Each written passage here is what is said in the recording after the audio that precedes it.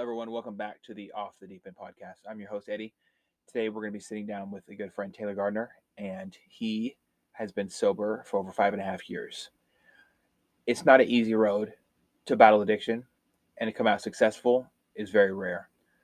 I am sharing this story as a major success story to me, something that I draw inspiration from, where it comes to battles inside of your mind, and it shows you how powerful the human spirit really is when you feed it the proper things. I'm super excited and a little bit obviously shocked, having just recorded this. I usually do my intros afterwards. I went on an emotional roller coaster listening to this. It's not ever easy for me to hear about people struggling, and to see them persevere is very special to me. So I hope this resonates with you as much as it did with me and is going to resonate with me. This is something I'm going to hold dear to my heart for a long time, and I'm very, very thankful to have this platform and take the time out of my day to be able to share this with all of you. So if you are struggling or you need resources, hopefully I can get them put in the link in the description here. Also, you can reach out to me and I can direct you to some of the resource centers we have in my area and in other areas. So that'll probably be the best way to do this. I have a couple of resources in front of me right now that you can contact if you are looking to get sober and stay sober. And if you are battling addiction, or if you have battled addiction, I hope you have the most success possible. And I hope that this is something that you can conquer. There's many avenues that we can take to beat this thing. And I encourage you to reach out and seek help. This is not something we do alone. And it takes more than a village to accomplish any goal in this field. So please do reach out. As always, thank you for listening, and let's get this conversation started. Are you thinking about making a podcast? Spotify has a platform that lets you make one, and if I can figure it out, you definitely can too. You can create your own content all in one place for free with zero hangups and even earn money as soon as you get started. Spotify lets you record and edit episodes from your phone or computer so you can go mobile, just like I enjoy to do. My favorite thing about it is that you can create video episodes if you wish and upload them to wherever podcasts are heard. You can even set up subscriptions, or if you're like me, listener support options for listeners to help you grow. I 10 out of 10 recommend the Spotify for Podcasters app.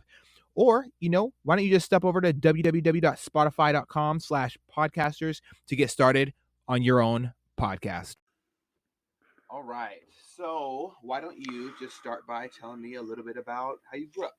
What it was like for you? I'd say normal, just average. It was a good upbringing, good parents. My mom and dad really cared about me and my brother. Yeah, I'd say I was relatively happy growing up. My mom would. It's like they were like too good of parents, if that makes sense. Because later on, it made me want to like rebel and do the opposite of what they were saying. I think it happens for a lot of people too. Yeah. I know a lot of people who have had great parents, and they're like, now that I feel so loved and complete, I'm gonna go find out, how to be destructive. And Yeah, they say all this stuff not to do and don't do this, don't do that. Well, it makes me curious, and I want to go see and try all this shit. And so, yeah. So what did you like do when you were growing up? Like, what were the major sports? Tell me about that. All that. My mom coached me in soccer for I don't know, a year, basically until I could walk. We played the minis with the mini goals, Okay. 3-4-year-olds, and all the way up to I played soccer till I think 5th grade, and during, I also played baseball in baseball season and basketball, all the sports. I snowboard. I skied. My mom taught me how to ski, and then I finally. The splits. I imagine so. That was learning. I've never skiing again. I'm now just snowboarding only. I got fairly decent at skiing, and then it was cooler to snowboard or whatever, so I wanted to try a snowboard, and my mom's like, well, I don't know a thing about it, so you're gonna have to learn that by yourself. I said okay, and so I did that, and I skated. You ever seen the Disney movie Brink? Yes. Okay. If well, they haven't seen the movie Brink, they have to live. Okay. I tell people that, and they kind of look at me like, what, you like that? I'm like, well, I don't think that I think I started skating before I saw that movie, but it definitely kind of influenced me a little bit. And I got good at skating. That was like probably my favorite thing to do is just skate. I skated my whole life, as Yeah, you so it's just like saw. extreme rollerblading, pretty much, It's right? called aggressive inline skating. Aggressive inline, and this is not no roll bounce bow wow movie thing No, where they're doing dance moves. This is you're going off jumps, yeah, doing at different the tricks. skate parks, like skateboarders, scooters, BMX as well. I was on inline skates, and I got real good at that. Um, Were there some falls involved in getting oh good? yeah, oh yeah. My mom growing up, my mom wouldn't let me do it without a helmet, without wrist pads, elbow pads, knee pads. So I never had a bad injury skating. I never really had a bad injury at all doing any sports really, but definitely fell a good handful of times. Fell on my I ass. can imagine, man. Yeah, but Yeah, uh, I've been ate up by the concrete quite a few times in my life, yeah, man. it doesn't forgive very well. So. No, it's not kind at all. So your mom was obviously super involved. You said she's been coaching Yeah, you in soccer. she coached me soccer. My dad coached me, and my brother's all in the picture too, doing all this shit. Right, he's Okay. 3.5 years younger than me. He was right behind me doing all the same shit I was doing. My dad coached both of us baseball, basically up until high school, and my mom coached both of us soccer. You know, so they were very involved. They were. I had like those parents, like the coaches and shit. So it was. Were they? Would you call them helicopter parents, where they hover over you and watch every move, or were they just super present and in a positive way? Uh, they watched us pretty close. I growing up, elementary school, I was fine.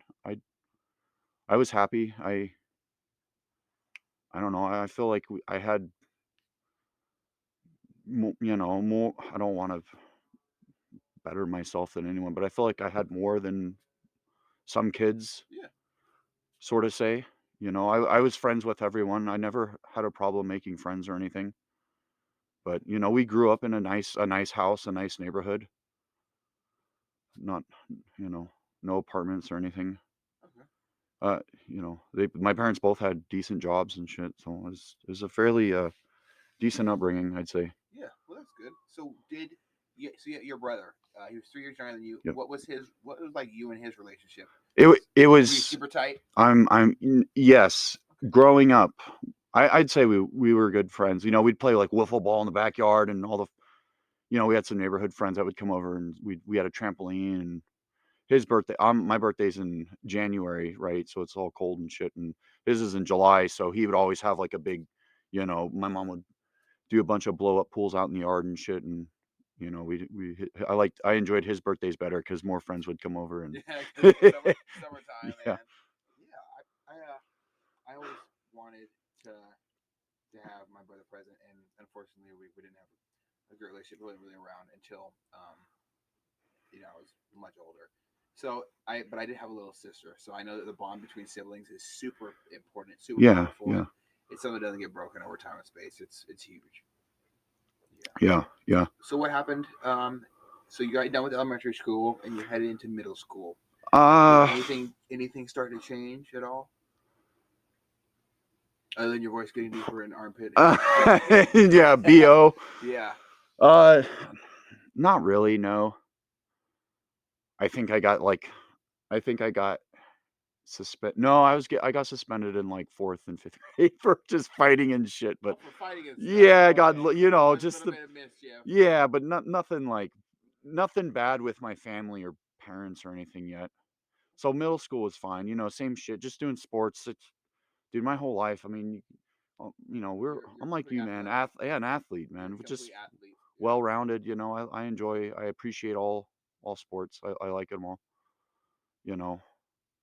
Uh, it, so ninth grade comes, and I started dating this girl, and my my parents did not like the idea, and her parents were, they basically let anything go. Like I could come over and stay the night if I wanted to do all this and that.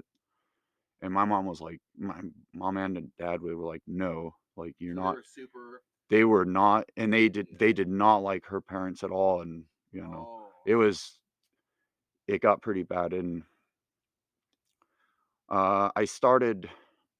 And then I don't know. I started to just, well, if, I'd get mad at my parents and shit and be like, well, fuck you. I would just leave. Did you feel at the time that they didn't care about what you wanted? And because I noticed I there's got, this big habit in that. you could say that. Yeah. People, when they get faced with their parents saying, "I don't think it's a good idea," they're like, "Oh, well, you don't care." Like, it's this weird, undeniable feeling that usually comes out Sure. until it's resolved. Yeah, you could say that. I felt like that a little bit. Yeah, it got to points where we would just fight and argue, and I would just leave the house. I'd like run away, right? And I'd go stay at her house or a friend's house, and that's kind of how basically my whole high school went. I was I was out of the house maybe once a week, school nights, whatever. Just, I didn't really care about school at that point. So Is that what it really flipped that switch? yeah, so, and then that freedom away when I was out, started, smoking weed. That's, started getting high, and I really like that, obviously. Started drinking, so basically freshman, um, sophomore year is just the same shit, just going. And when me and my parents would fight, it was like, it was bad. Like, I destroyed my relationship with my parents through that time, really bad. It like And that took. was a mutual thing that you like mutually assured destruction, like it was going to happen no matter what between both of you, or was it just like one side, the other side saying, "You know what, I'm done with this." It got to a point where they kind of just, I think they were just kind of like, whatever, just tired of all my stuff eventually. But at first, now looking back on it, it was me, man. I was just a complete asshole to them. I thought I had all the right reasons to act like that, but they were just doing what they did because they cared about me. And now looking back, I wish I didn't waste so much time with that stupid girl. You know, Oh my because it goodness. was all for nothing. It was just, Well, we don't know that when we're kids. right. Our bodies are strange things, and as soon as we get these hormones flaring and our brains start developing, and then we add drugs or alcohol to it, the brain stops Yeah. developing the way it's supposed to. And when we do have good parents, it's hard to.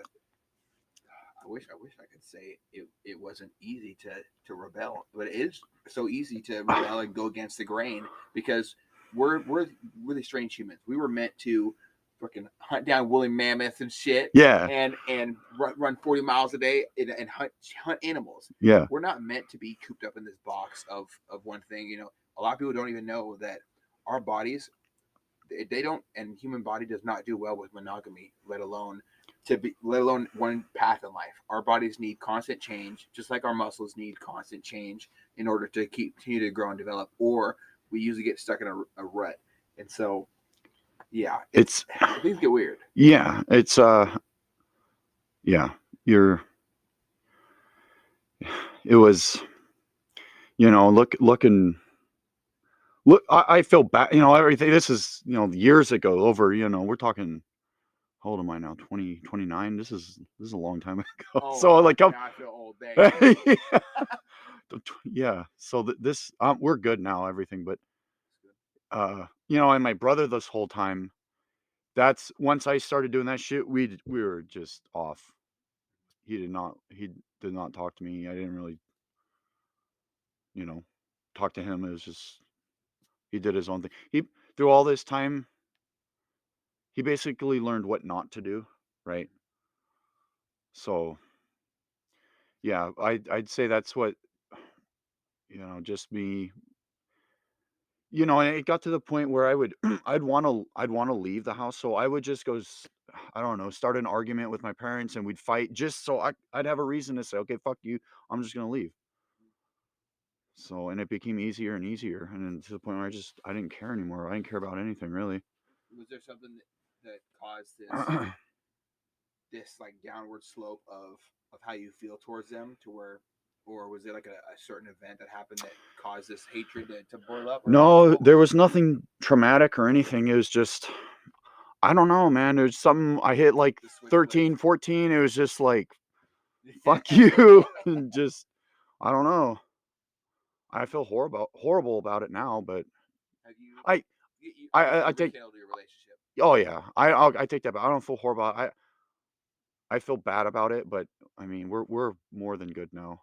So we're all humans, yeah, we make mistakes and we can learn from them, or we make tough decisions and they don't always go the way we plan, and things happen. We can't. When you start to hold on to guilt and things, it can destroy you. Yeah, and and I'm as we're getting older, I realize that now. It's just I just let shit go. I try not to get mad. Me and my wife fight. I say sorry. I don't care what it is. We make up pretty quick. That's good. And well, I know you care about her. Oh yeah. So oh yeah. So you went through high school. Okay. You're revolting. So okay. Were you still playing sports at the time of this? Okay. Still always skating. Always skating. Because I could just go on my own, right? I didn't need like a ride to the skate. Fuck, I would skate to the skate park on the street down Kent Des Moines Road. I don't know if you're familiar with Des Moines, but okay. What year was it? It was the summer of junior year, going into senior year. My parents and my brother were out of town. I threw a party at my house, and more people came. You know how Facebook, blah blah blah. More people were over here than I was expecting. I think the neighbor across the street called my parents and was like, "Rude." That's what I said. Mind your business. Old lady, but I'm pretty sure she called him, or someone called him. Because the next morning? No, I think it was the two mornings after or whatever. But people stayed the night the first night, and then I think even more people stayed the night the second night. It was crazy. But they came home and obviously they were really mad and told me to leave. At that point, they were just done with my shit, right? So I left and I went to my friend Paulo's house, who lived, not that far away. And I basically stayed with him that summer going into senior year. And that's when I really started doing other drugs besides weed and alcohol.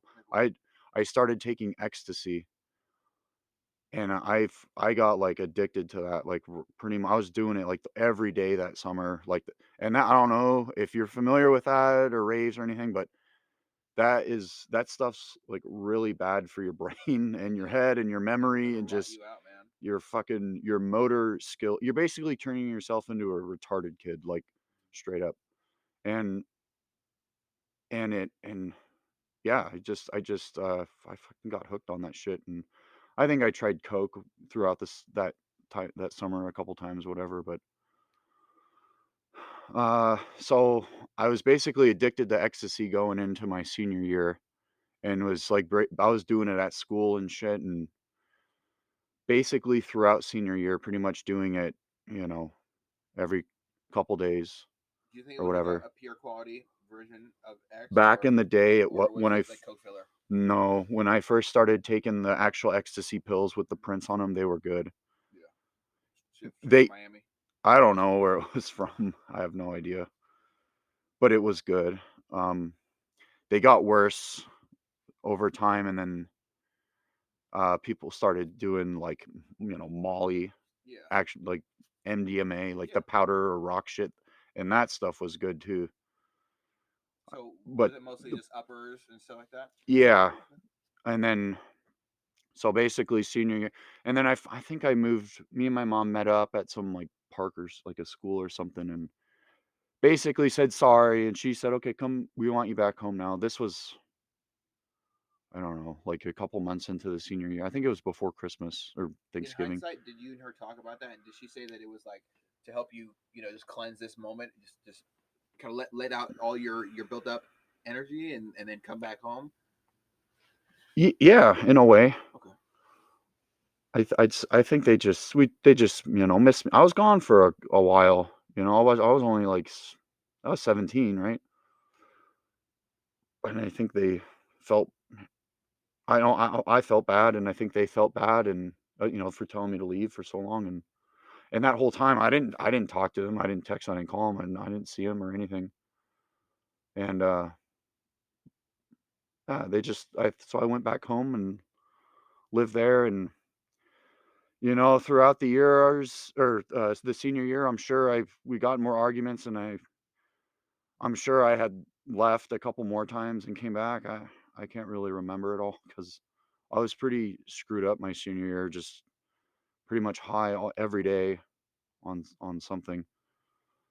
And I ended up I had to go to like an alternative, like what are those called? Like a catch-up program. basically where they pretty much just give you credits, like Yeah. you have to be like yeah. Oh God. Yeah, I've had friends go through that. Mhm. It's yeah. But I graduated on time. I think I graduated like a half credit extra from that school. It's not always how fast you get there, but Hey, how you get there. hey. If you get in there at all, is good. And I always got really irritated when people act like graduation was like this huge event, because to me, I never felt like it was for me. And now I've learned in hindsight that that was like a horrible attitude to have towards it, because a lot of people, and I was super humbled by it. Someone told me a lot of people don't even have a school to go to or running water, and I was like, wow, now I feel like a douchebag.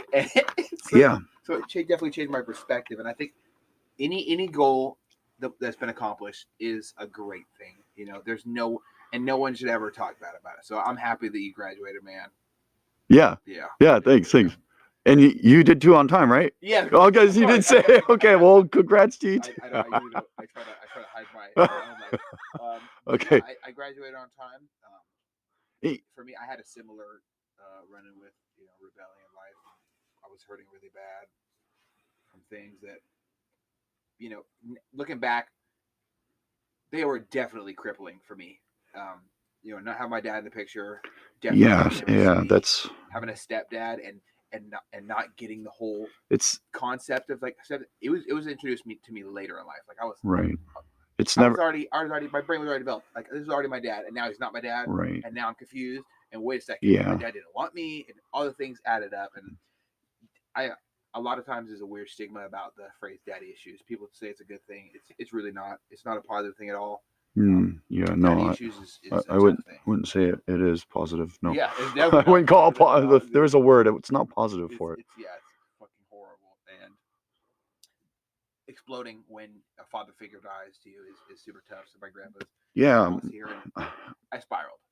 Everybody spirals when they feel like I already felt like there was like not much going for me, and then I'm doing all these. My mom and my stepdad are throwing me in every single thing I could do, from going on ridiculous amount of hikes with Boy Scouts, and then doing sports, and then doing after school activities, and then hanging out with friends, and like trying to like force me to live life.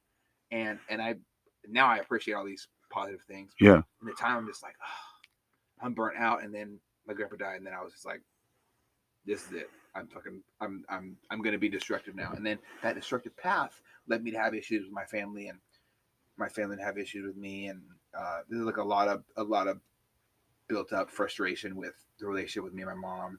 And we rekindled our relationship after like, it was like a 10-year span of my life where I wanted nothing to do with her, and for a child not to want to be around their parent can hurt both sides. Oh yeah. And it's not always just you're hurting this person. Like I was hurting as well, and I was hurting myself. And so thankfully, we were able to get to a point where we can rekindle our relationship and talk about our issues. But at the time, it was no go. I wouldn't talk. I'd barely be at the house. If I had to be at the house, I was unhappy. I was staying with friends. I was walking the streets middle of the night. Like I cannot tell you how many times I made contact with different police departments when people call in welfare checks. Hey, there's like this 14-year-old kid, 15-year-old, 16-year-old, 17-year-old kid walking the streets all alone in the middle of the night. And I just walk around and look at the stars, listen to the sounds of streets. I love walking. It really helps my soul. Yes. Now that I have a car, that's probably why I'm messed up now. Walking really centers me. So Hey, yeah, I that's just be out. Do you ever just go out and walk, or just? not as much as I did back when I was out doing all my shit, but me and my wife went on a hike the other weekend, and fuck, I forgot how fun that was. Yeah, I saw the picture. I was like, oh, I'm jealous. It's just a little hike. She's more about going and swimming in the river or whatever, but it was nice. It was nice being outside. That's good. So you just got done rekindling your relationship with your mother. Okay, all right. From there, where does it go? So it ain't rekindled yet. Okay. Well, you said sorry. Yes. Okay. I'm back in senior year. Yeah. Basically going throughout senior year, smoking weed, taking ecstasy, doing all this shit, partying, drinking, just fucked up. I don't hardly. Being a senior. My senior year is the year I remember least about. It's just a blur thinking back to it now. But okay, graduated on time. What do we got? Oh, we still got plenty of time. Huh? Okay, graduated on time. I said all through high school, I told my mom, fuck college. I don't want to go to college. And she hated hearing that. I'm just like, I don't care. Like, I just didn't care. Yes, most parents do, right? It would hurt me. Now that now I'm older, thinking back, all this shit now, like, if me and my wife have a kid, or if we do whatever, I'd cry if my kid acted the way you know what I mean? It's like, I feel like such an asshole now, but. Don't judge yourself. Yeah, I know. I think about we make so many, like, every time I think back, like, what could I have done differently when I have a kid? What do I want to change? I want to do that energy of what did I do wrong. Yeah. And take it into what will I do right. Yeah. And your life isn't over, man, because you still have this opportunity when you have kids to create this life that you've already been down this right path. Now you get this chance to say, right. You know what? You can try to my kid, I can tell him, hey, you can take a little bit of there's like there's like a big spectrum of parents: helicopter parents and hands-off parents. So you can find your happy medium. In the middle a little bit. Yeah. For different situations, and sometimes you can be the parent that tells the really, really raw truth. Like, I'm going to be a very raw. I think that would be appropriate. Yeah, be like, hey, listen, don't sugarcoat shit. Yeah, this is what it did to me. This is what happened because of it. I don't want you and me to have a bad relationship because you're out there running reckless. Right. Because I've had to tell that to my wife's little brother. I'm like, listen, man, do not do violence unless it needs to happen. You are going to spiral. It's not good. And so, yeah. So you just got done with your senior year. You're having an issue with mom, and you start. Where was was there a significant downward slope that you hit right after that? After senior year? Yeah. Okay, senior year ended, graduated on time. Cool. Didn't want to go to college, right? That's what we were saying. Yeah. I mean, who knows what they're gonna want to do at 18? Well, kids go to college. Do they get a job with what they went for? No, dude. I know people master's degrees who are working at fucking McDonald's and other places because the jobs they want to apply for, they don't have. Like that had nothing to do with the job. The job has to do with experience. They need X amount of years of experience. Yeah, you just need to, they need to go office. It's okay to work your way up. They want you to go do like an internship somewhere, right? So,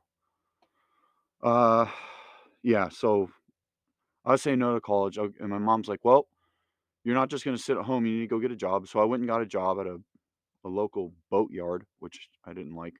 They were assholes. I was about to say it. Dude, they were. You don't like boats? No, okay. I do. I appreciate boats, but the guys were very mean. Was this in the Des Moines? Yes, at the Des Moines Marina. So there's a house right across from there, and that was my old mechanic's house. Oh.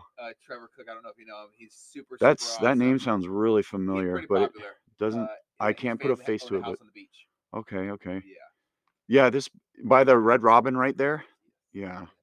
Yeah. And there's like a Jack in the Box real close to there. But it's like right in front of the marina is the beach house. Right. Okay. Oh, okay. Like water side. Just north. Yeah, on the water side. Okay. So. Okay. You hate the boat people. They were just assholes and mean, and I didn't know. They wanted me to like work on the engines and motors. I'm like, dude, I don't know how to do this. I mean, I didn't have a car then, so I didn't even know how to change an oil in that. It's like, you want me to do this in a boat engine? It's like, so I was continuing doing, I was smoking weed. From from the day I started getting high, I was pretty much high like every day, or drunk or something every day. And this was continuing throughout that job. I worked at that job for like, I don't know, just like a month or two. I quit, and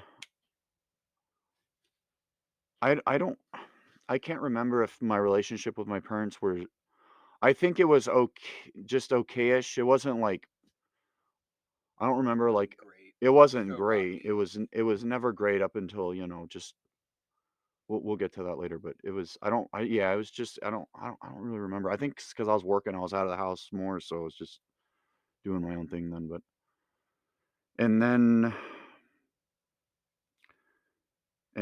where did I work after? I think I worked at like a steel mill, so like iron workers, and that was okay. That was fun, and I was dating this other chick at, well, I don't know. I was dated her for a little bit, but her dad got me a job there, so I was working with her dad. He was cool. I liked him, and I think at that time, and then once I got that job, I got a car. My parents helped me out to buy a car because that job was in Seattle. It was in Seattle. I lived in Des Moines, and that boat job my mom would just drop me off. It was just down the street from our house, so they helped me get a car. I had to, there was still a couple thousand to pay off on it, so I was working and paying it off and paying insurance, whatever. And I think once I got my car, it made it really easy to go fuck off and get high and do pretty much whatever I wanted. And I think once I got my car, I started to get into coke. I mean, once I started doing it, it was like an everyday thing, like a straight full on addiction. Yeah. Like spending a lot, like all my whole I get paid Thursday. I don't remember if I got paid Thursday or Friday. Every week I'd be broke by like Saturday because I would just spend it all or just buy enough to make it last the whole time. But you can't make it last. I don't know if you've ever dabbled in it, but Well, it's not a, usually people it's a, think that it's, coke smells good, and they always want that smell. So. yeah, it has a very distinct smell to it, and it does not last. It is a very fast acting drug. The high does not last long. It How is long would you say? I don't want to 20 minutes. go too far. So. You do a line or however many lines you want, and then 20 minutes later you're gonna want more and more and more and that more. dragon that you're chasing is Oh yeah, never no, the same. no. I have experience. I've dabbled in drugs, experimenting. I never had a what I would call a serious addiction to like coke or anything like that, but I have dabbled in. It's a dangerous thing. It's a very it's like those I would say any type of drug that can be addicting, and even I know people that are addicted to weed. They smoke it every day, and it's like, oh well, it's not addictive. Like if you're doing it every day, you might be addicted to it. Your brain might enjoy it to the point, and it's like a subconscious thing. Yeah, you don't think of it in the moment, but when I did do my little binge, it's hard to stop, and I realized that right away, and I'm like, okay, this is not okay. I need to stop right now, and so I did.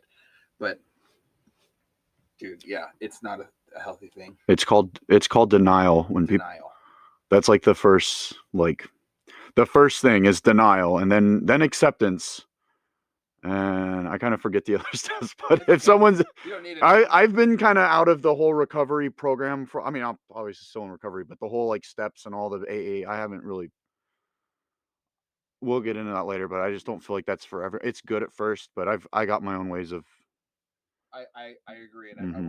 we'll touch on that. We'll get to it. I don't want to go off a tangent, but I don't want to also say the wrong thing to where I sound like an asshole.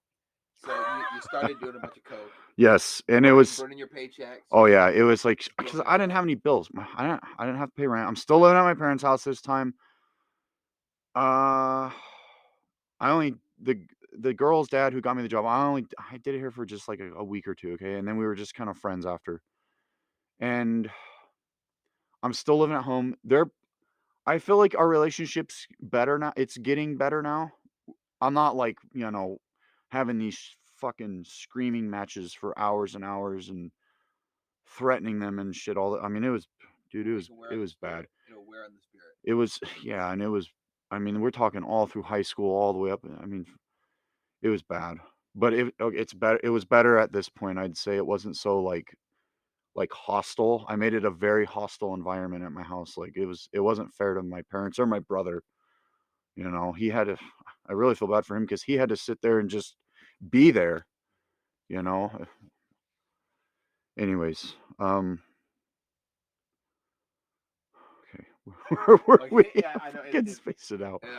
It's very difficult to It's stay on top. yeah, my when thoughts you're are racing right experiencing- now. Yeah. When you're experiencing, self-caused or like what however you want to paint it. This has been a traumatic experiences, and the brain does not respond well to that.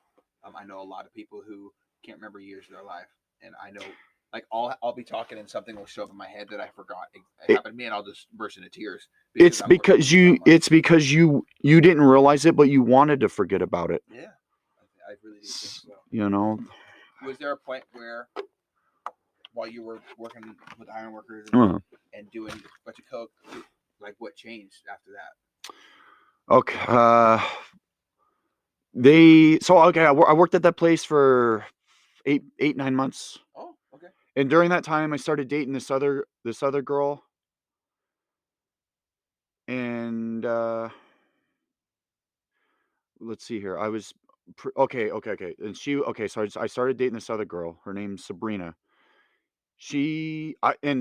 Before we started dating, I straight up told her, I'm like, I'm pretty much like a drug. I straight up told her, I'm like, I'm a drug addict. Like I like to get high, and I told her like all the shit that I've tried and everything. And by that point, I think I had tried heroin. I know I tried meth. I was pretty much just addicted to coke, and I still like to do ecstasy every now and then at that point. And I tried other shit. Yeah, coke was my DOC, drug of choice, at that time. And weed obviously just, I don't even consider weed a drug of choice. It's just always there. Okay. Everyone always has weed. So, I straight up told her, I'm like, dude, I like to get high, and I didn't even sugarcoat. And she's like, it's fine, just don't do it anymore. I'm like, okay. Just don't do it. So, good luck. Yeah, we know how that works. Yeah. So, I worked at so I started dating her. I was getting high every fucking day. I was doing coke. I would do coke like before I'd go over there, and I remember her multiple times saying to me like, "Why is your heart beating so fast?" I'm like, I don't know. I'm so happy to be It's hard. It's hot in here. I don't know. And I worked at that job for like 8 months, and then I don't remember. They were like cutting my hours or something, so I quit. And I got this other job at the Cisco warehouse in Kent as a lumper, quote unquote, a lumper. We were like we didn't work for Cisco. We were like a contractor doing all like the bent over, stacking boxes on pallets and shit, all the dirty work, all the back break. Yeah, the fucked up shit. The dead end job you don't want. But it was good money at the time. I mean, I was like 19. I thought it was good money. But and so I did that job for like 2-3 months. And during that time, my coke addiction got really bad.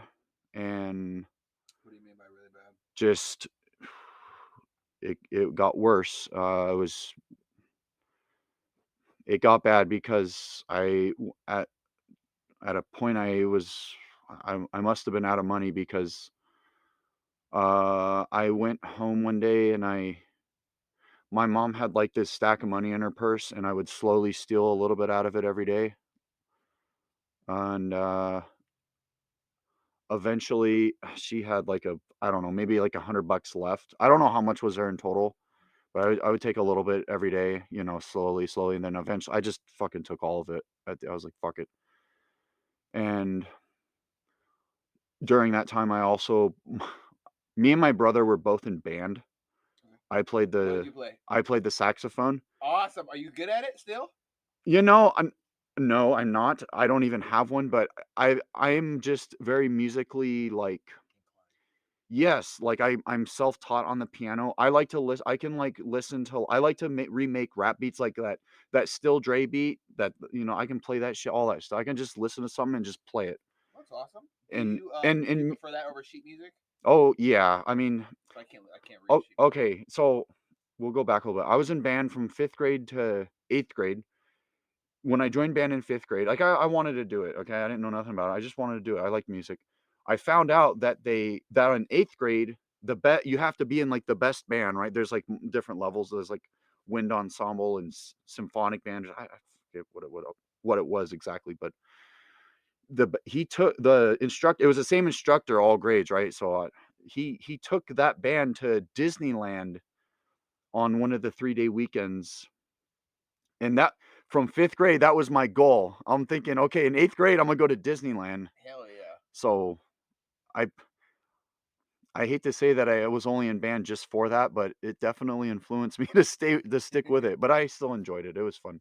Did you end up going to Disneyland? Oh yeah, yeah, Was it fun? yeah, Damn yeah. It was cool. it. Lucky dog. I've heard about people that did programs like that. Yeah, yeah, That's yeah. It's awesome. cool. Well, that's cool. So Um, you were still at the time playing the instruments as well. uh, yeah, not. I didn't have a saxophone. I think my brother also played the saxophone too, and I think I gave. I don't know if he used my old one or not, but okay, we're going. So he had a tenor saxophone, Okay. and this was like in the couple days I was taking money from my mom. I had went and pawned his saxophone for money, and yeah, that was pretty fucked up. And I he, know it's a very low point in your life, oh and yeah, I can that tell was you're kind of going through the motions right now. Do you? that was pretty bad. That was yeah. That was. I'm not gonna. I'm not here to judge you. It's Like okay. that would be a very low point in my life Oh where yeah. I'm feeling like what were you running from, or were you running from something? And if so, what was it? And were this drug? Was this like a home that you wanted? What was this object to you in your mind, or were you just Dude, completely unhappy with yourself? What was it? I was just trying to get high, man. That's the addiction right there. So That's you were completely over. I call it this line. I know you've experienced it, and it can be like it can be tough to see like a people in boundary. Seattle. You'll Oh see yeah. people in Seattle who have crossed what's called or how would I say this, cross the Rubicon. They've crossed into this section of I'm not who I used to be. Now I'm just fully accepting what the situation is, and I'm gonna dive headfirst into this drug. They just don't care anymore. They just don't care anymore. Did you reach a point where you Oh didn't yeah. care, By that point it or did you was think, oh, this is wrong, and I'm doing this? well, you always yeah, I'm glad you said that because throughout all the whole addiction, and I don't know if everyone can relate, so I can't speak on everyone, but at least for me, like yeah, it's fucked up, man. It's weird because you're thinking it's okay. You're like you just don't care, right? Like I'm just gonna do it because you want to get high, and there's like nothing that's gonna stop you. But in the back of your mind, there's like a voice saying, "Well, this is wrong. You shouldn't be doing this," but you're gonna do it anyways. It's Is it like an uncontrollable oh just yeah, yearning thing, yeah. and then you just, or is it easy to look back and make a decision to bail out at the last minute like No, that? there's no bailing. There's no No bailing, way. so you You're were gonna lost at that point. you're gonna go. I mean, you're gonna go break into a car, or you're gonna do whatever you need to do to get your money or drugs or whatever. Okay. At that, at that point, I would say I was there. Like it was It's pretty tough. is yeah. So what would you have done in that position if you were parents? What is one thing if you were your own parents, or if you could speak to yourself at that point in your life? What is the one thing you would say, or what are the few things that you would say to yourself back I then, at that very moment where you're taking your brother's saxophone and getting rid of it, and when you're taking money out of your mother's purse?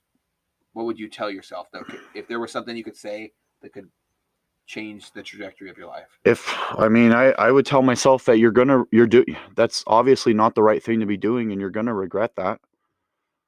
Um, you know. I think I would also I would have done exactly what my parents did. I mean, I came home, so I don't know what I think I was like after I'd already taken the money. I think I was with one of my good getting high friends. You know, we're still friends now, and I think he's in recovery now also. Well, But that's good. I'm happy that you guys can. yeah, You guys still connect we and talk about touch recovery. sometimes. I think he might still smoke weed or anything. I don't care. I really, honestly, if someone smokes weed, like that don't bother me. Okay. But we've touched up here and there. He hit me up like a year ago or whatever. Some people we just go your own ways, right? But Yeah, I think I know he's doing better than what we were doing. So that's positive. yeah, yeah. So yeah, still alive. Yeah. Oh goodness, that is something I know all too well, man. I have lost quite a few friends to chase going down the rabbit hole, man, and Yeah, it really sucks too because you see that happen next to you and it makes you sad, and then you're sad and you're also doing like I don't drink when I'm sad. I won't drink at all. So I won't drink when I'm mad. I only drink when I want to drink, and if I feel, if I never will say I need a drink. As soon as I say those words, I have to take extreme measures to yeah. like I have to not drink Because for then years if I say you're like at drinking least for the wrong drinking reasons, for right? all the wrong reasons. Yeah. And escapism is okay, but It's better just to cope with your feelings and just cope with try your to feelings, work feel them. through it. Yeah, Yeah, feel them. Yeah, feel yeah. your feelings. That's true. That was told to me by a couple of people in recovery that I guess help me. Just you got to learn to like you got to basically relearn how to do everything, like just how to feel again. It's weird, man. Because you were at that time, At, you're like, what? You're probably like 19 or something like that. So you're completely yes, I was numb. You're 19. numb to society. Oh, dude, You're doing whatever you can to get. and at that age, like I didn't care about nothing. I mean, I Your was, moral compass was all jacked up. oh, dude, I did not care. I that's why it was easy for me to just go steal shit. And my brother had I was stealing money from him throughout that time too. I forgot to bring that up. I was taking 20s, fives, and I took a lot of shit from him too. So what did it progress Uh, to there, or did it kind of chill out? um, So after from that. because after you finished, Okay, you stole okay. from yourself I and your took. family. Yes. Okay. Okay. So that's right. I was with my friend Tucker. And I got this was like right after I took the rest of my mom's money, and I took it knowing that okay, she's gonna know now. I just didn't care. Um, I got a call, and my dad was like, "Hey, you need to come home," and I knew right. I told my friend, I'm like, "Yeah, all right. I don't know what's gonna happen, but I'm gonna go home," because I told him, I'm like, "Yeah, I stole this." We got high and drunk. Whatever. I don't remember what we did, but I went home, and they're like, "Yeah, you need to go to treatment, your first inpatient treatment, right?" So, and it was obviously real emotional at that time. And What did your mom? If let me know if I'm reaching too far because no, we already talked about a lot of emotional things. go ahead. What did your mom's face look like when Oh, you they were first saw her? pissed. They were she Just was angry or oh yeah, hurt they're or crying, they were pissed. They were just like I I don't think they okay, so all the way up until that point, around like senior year when I was really starting to they kind of had an idea of like I was getting high. They knew, but it wasn't until that point that where I don't think they realized how bad it actually was. that level of desperation where Yes. you're willing to take from your own? I mean, I was in like full on like addiction at that point. And so they're like, "Yeah, you need to go to rehab, go to a treatment." So they found this place in Burien called Lakeside Milam. I've been there. Okay. Yeah. Yeah. My job takes me to weird places. Oh, so you I work do. there. I've done a lot of things The one in because Burien on Ambom? I think it's on Ambom. And then there's yeah. it's always hard for me to go to recovery centers and go in there and be there. I have a lot of I want to say I'm trying to say this in a nice appropriate way. There's been so many people in my life that I've lost. And a lot of people use addiction as a crutch of why they're already Well, horrible people as it is. So a lot of people were just like, oh yeah, well it's because I'm into drugs. I don't have pity for those people, because they're like, oh well, it's the drugs' fault. No, and they'll say, but they're already horrible people before they started doing drugs, and they're like, oh well, I just need to stop drinking or I need to stop doing drugs, and people that are foolish will accept that into your life and be like, okay, Mhm. yeah, because they're using the drugs as a crutch, and it's poor, and it only damages them more and their family more. But there's other people who are just they're not, no human is really completely strong and inherently powerful. It's hard to kill a human spirit, but drugs do a great job of it. And Oh yeah, it you need some people just need impatience. So I never judge. I no never judge when I say I don't want to sound like I'm going to talk about it more, and I might get a little pissed off later talking about it because I don't talk about it a lot. But I don't want to sound like an asshole. So Oh, if you're I'm good. talking about people who use drugs as a crutch, it's not anyone who's actually going through it. That it's I, usually people who start doing drugs once they're already a horrible fucking human being. yeah, it's. I mean, I know I'm not gonna judge you for anything you say. I'm Thank you. past that point now. I'm so like I'm a complete. I've done a complete 180, Yeah, you and more we'll. than that. You might have done a 720 I mean, or I'm yeah. Yeah. We'll get into it, but you've done absolutely I'm like, great, man. So you're in your first inpatient mm-hmm. uh, Yep. dead and burying, Yep. and then so did you complete the program or what was it like? Uh, it was actually kind of it was kind of fun, to be honest. Okay. Tell me about it. It's I've never been into a program like this. it's weird because you have when you're out getting high, and everything's your memory's just a blur, right? Everything's just mixed together. You can't your days are mixed up. You can't remember what you did what on what day or whatever. But in rehab, every time you go to rehab, it's like this bright window that you have in your memory, and you can remember like every single little detail about it. It's fucking weird how your brain can like repair itself so quickly and just I don't know if that makes sense or Yeah, it anything, does. but It like definitely does. Yeah. uh I showed up like I was like drunk when I showed up, so that made it even more fun to just be there. I know, it's straight addict, right? No, I'm not judging. I'm just listening. I walk in there and I'm walking down the hallway and this girl's like looking at me like up and down. I'm like, okay, she's either checking me out or she's like pissed at me or something. But I'm like looking back at her. I'm like, okay, you're cute. You're kind of hot. Like, well, that turns out to be my wife eventually. Yes.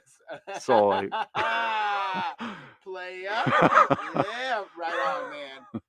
so yeah, I met my wife in rehab. Okay. And So you're running into this person who has eyes for you, and then oh like what yeah, is it? oh I had eyes for her too. Okay, you had eyes for her Oh too. yeah, Okay, it tell was me all like about this. I an need to know. instant. It was like an instant. Like yeah, okay, that's her. That's who it is right there. And so and so mind you, I'm dating this other girl at the time. I'm still dating that chick. I was only with that chick for maybe like 6 months, and then I had to go to rehab. Yeah, I kind of forgot to like keep talking about that girl. It's okay. Yeah, Yeah, well, so she's in the past, anyways. yeah, so I'm still dating that chick, but yeah, so me and my wife's name is Pamela. We'll call her Pam. She likes to be called Pam. But they called it like pairing where you could like write notes back and forth. Where you're not allowed to do that, right? And they keep it like segregated. It's with boys and girls, right? We're all like, I think like 19's the oldest age, and then there's like 13, 14-year-old kids in there. It's just like a kid rehab, basically, like a teen, right? It's not an adult facility. She was like, I think she was 18. She's a year younger than me. But um the rehab aspect, like the actual reason why I was there, it was cool. I mean, did I want to be there? No. Was I planning on staying sober afterwards? No. I don't think anyone from that rehab stayed sober. I'm not I don't think I've ever even I know a lot of people have died from that rehab. From that group that was there Afterwards, with you, yes. a lot of them died. Yes. Um, Well, that can't be easy either. You have relationships with people and you develop them, no matter in what phase or what stage or version of your life you have. that whole lifestyle's fucked up because you never know when you're gonna die, especially with all the drugs and shit these kids are doing these days. I mean, you hear about it, you see it all the time on the news. It's fucking insane. I see people that I used to go to school with Yeah. on the streets of Seattle, half their face picked off, Yeah. dropping a needle on the ground, smoking fetty, and it's difficult for me to encounter people and remember that at one time they were this bright individual who was a straight A student and would not stop telling the answer even when the teacher didn't ask for it in class. They're all people. They're just people. It's hard because you see all that shit in Seattle and you're like, people go, oh, fuck those guys, clean it up. I get that. I get it. But they're just people. So it's like, what do you do? I don't know, man. I think Seattle and these major cities, Oregon is LA is it's a whole nother world. It is. It's the thing. I've someone tried to blow fentanyl my way. I almost had to get Narcan. Yeah, because that's how strong this shit is. Really bad. Cops are just touching it and overdosing just from touching it. Without gloves on. Yes. And it's now imagine if you fucking shoot that shit in your veins, dude. You're gonna die right away. Absolutely. Yeah. If you don't get that Narcan, man. But it's all bad, man. I can't. I still have to order some to keep with me because like my occupation. Yeah, you never know who you. You never know what's going on. No, you're gonna save someone's life. Well, I watched a kid get Narcan blown in their face and collapse and. Fentanyl blown in their face. Yeah. That was it. Like I've watched children die in the streets, and it's tough. Death never, like, no matter how much I see of violence and death, it's never going to sit well with me. But how long was this? Okay. Back to rehab. So it's either 28 days or 30 days. So like a month. It's like a month. Okay. A month. And it's you learn shit. They tell you, okay, go to AA meetings, get a sponsor. That's basically what they tell you to do. A sponsor so it was like a half-ass program, not like an in-depth. We're gonna help you restructure your life. Well, no, they try to. They try to give you life skills, and you do like these packets, and it's really what you make of it, though. I mean, you could go there and fuck off the whole time, and which pretty much at that time everyone was doing anyways. I mean, I didn't really take it all that serious, but I learned what to do, though. Like, they tell you to call, so you get in a craving, call someone, call your sponsor, do this and that. But it was hard because I'm sitting there talking to my little rehab girlfriend who's now my wife the whole time. So I was like more focused on that. Yeah. Than actually you laid the foundation for a marriage and your current relationship, and you're obviously both doing very well. Oh yeah. Yeah. I got like about 5.5 years, and then she's got over. She's right behind me with just by a couple months. So that's awesome. Yeah. So thanks. So you're saying that it didn't work. Yeah. I'm really trying not to sound like an ignorant fucker. Well, so your rehab did not necessarily. It didn't work because I didn't want it to work. Okay. It's not the rehab's thing that a lot of people do. Yes. They don't want it to work. That is the reason why you don't have to go to rehab to get sober. You just have to want to get clean. That's the fucking point of it. That's basically what they try. You can send someone to treatment 1,000 times, but if they don't want to stay clean, they're not going to. So you say ultimately it's your choice. Okay, because I know that a lot of people in the past over social media and in person have gotten really frustrated with me when I say that drug addiction is a choice. It's not a. As soon as you start, they say, "Oh, it's a disease." I've heard of it. Oh, it's a disease, or it runs in the family. If you know that, doesn't it make it a choice to do it or not do it? When the first time, yes, it's a fucking. No one, like, unless somebody injected you with the shit, right? Nobody picked it. Like, if I pick up this dry erase marker, and I say, okay, this is my drug now, right? And now I write on my arm. No one made me do that. No. Right. I'm not saying that it means you're a shitty person. No. But accountability is. You made a bad choice. Yeah. And accountability is a really important step that we teach children all the time. That's why. Like, we teach even babies, little children.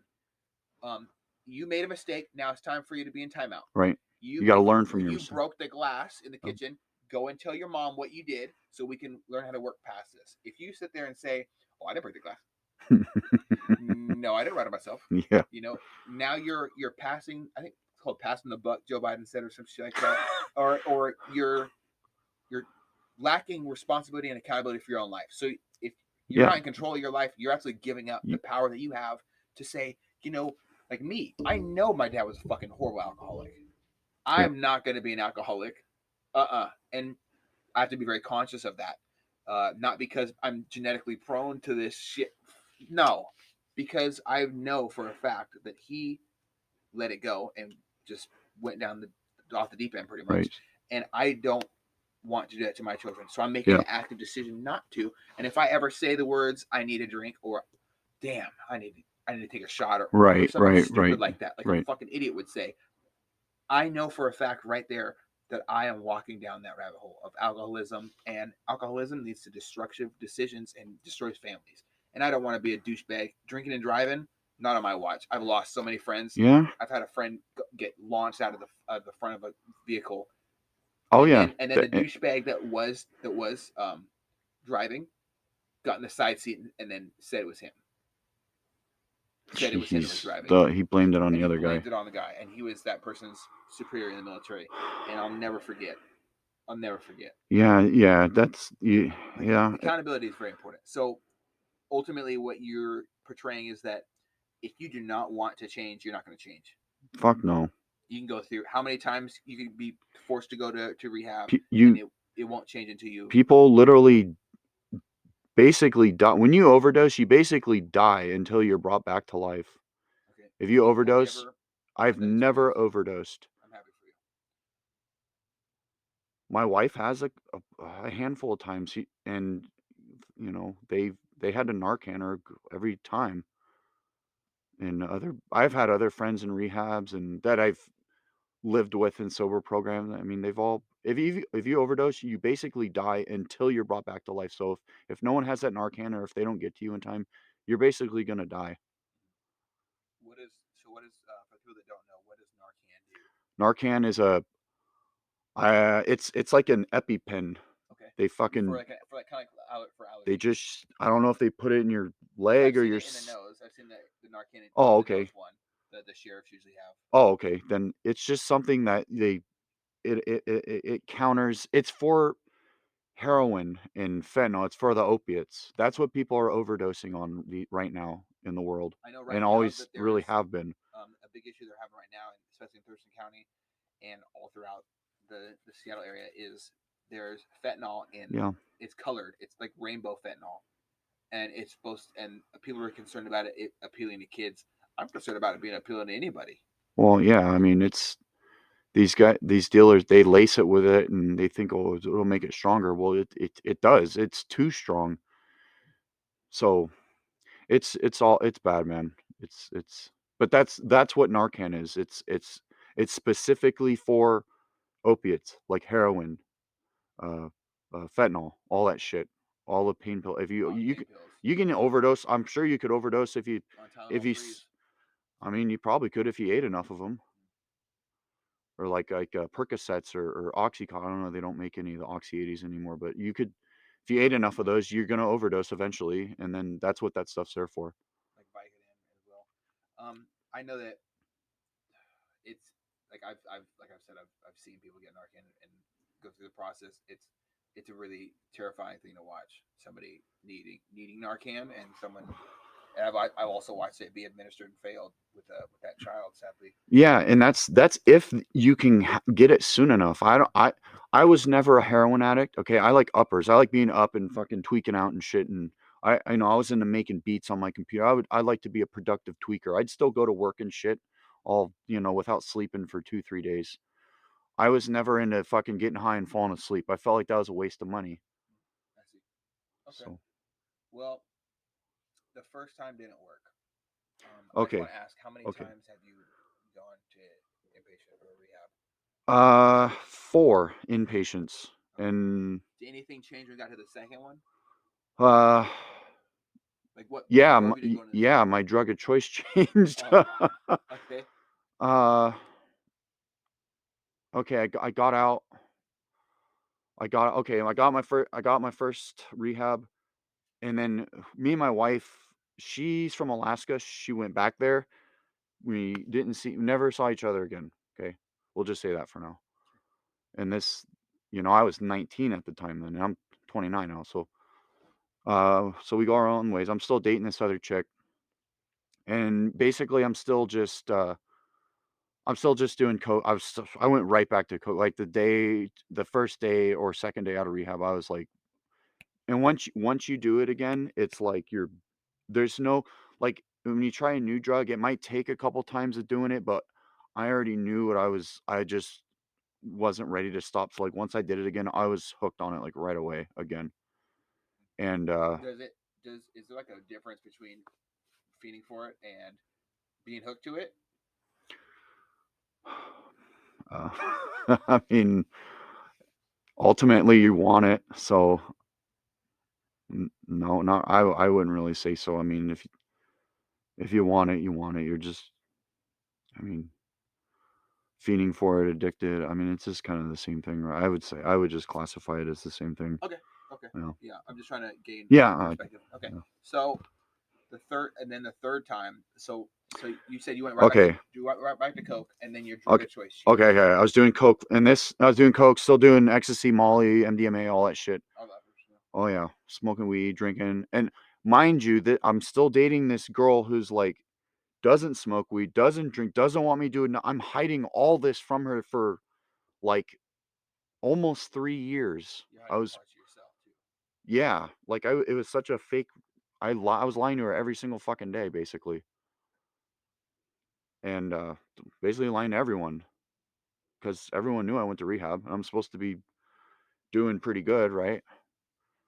And so I after rehab, I worked at another just like recycling place, taking apart like old TV. Oh, that's not an old one, but like the CRT TVs, the big box ones. Oh, the big box. The big fucking heavy those. They're so heavy for no reason. No reason. Yeah, we had to pick those up, and I know, I wasn't like this back then. I was just a little skinny, little scrawny kid. Just yeah. Oh god. Yeah, like yeah. So lifting those up all day, putting them on a fucking conveyor belt, just unscrewing them and separating all the parts, recycling them. That's all. It was just a little dead end job. But it gave me money, which I continued to get high with.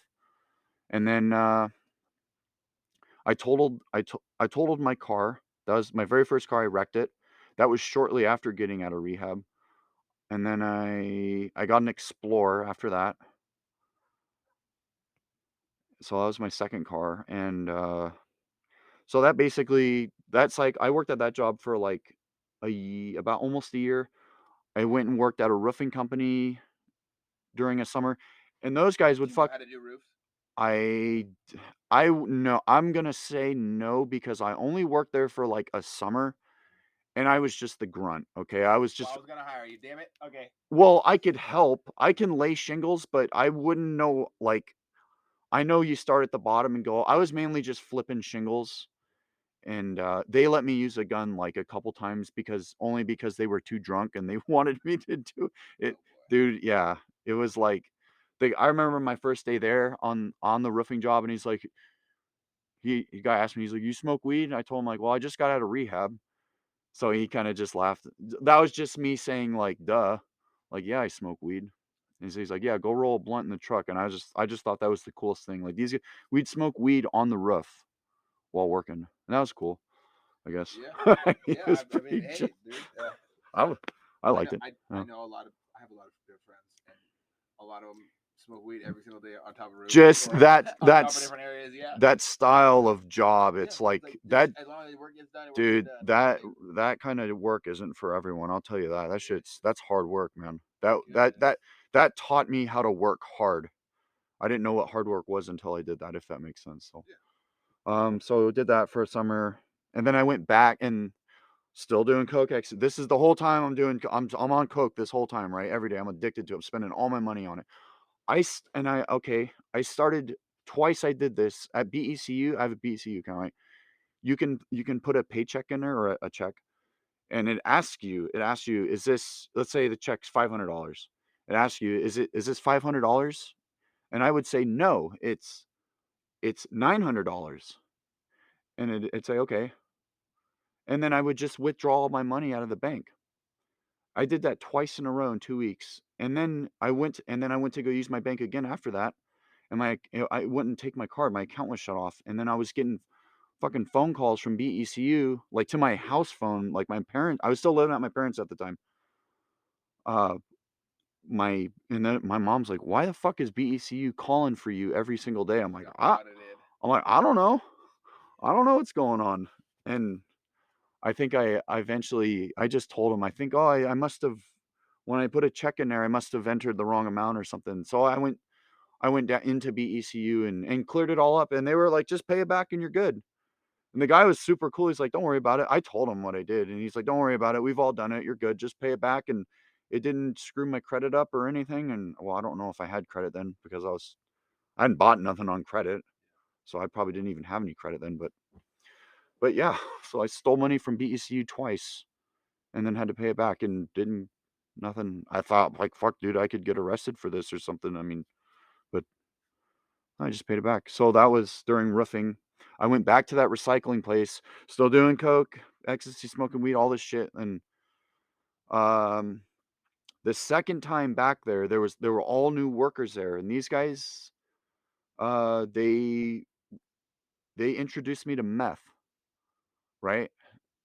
And I remember it took me a while. Okay, I had already tried it. I had done meth years ago. I tried it a couple times. It was I didn't really think of it as I didn't really like it, I guess. I don't know. I didn't really try it all that much. I just did it a couple times, but they fucking had it every day at work. And it was like peer pressure, like, come on, man, just do it, just try it. And I was like, I like to get high, so I'm like, fuck it. And I did it a couple days in a row, and I'm thinking to myself, I'm like, dude, I'm like, okay, like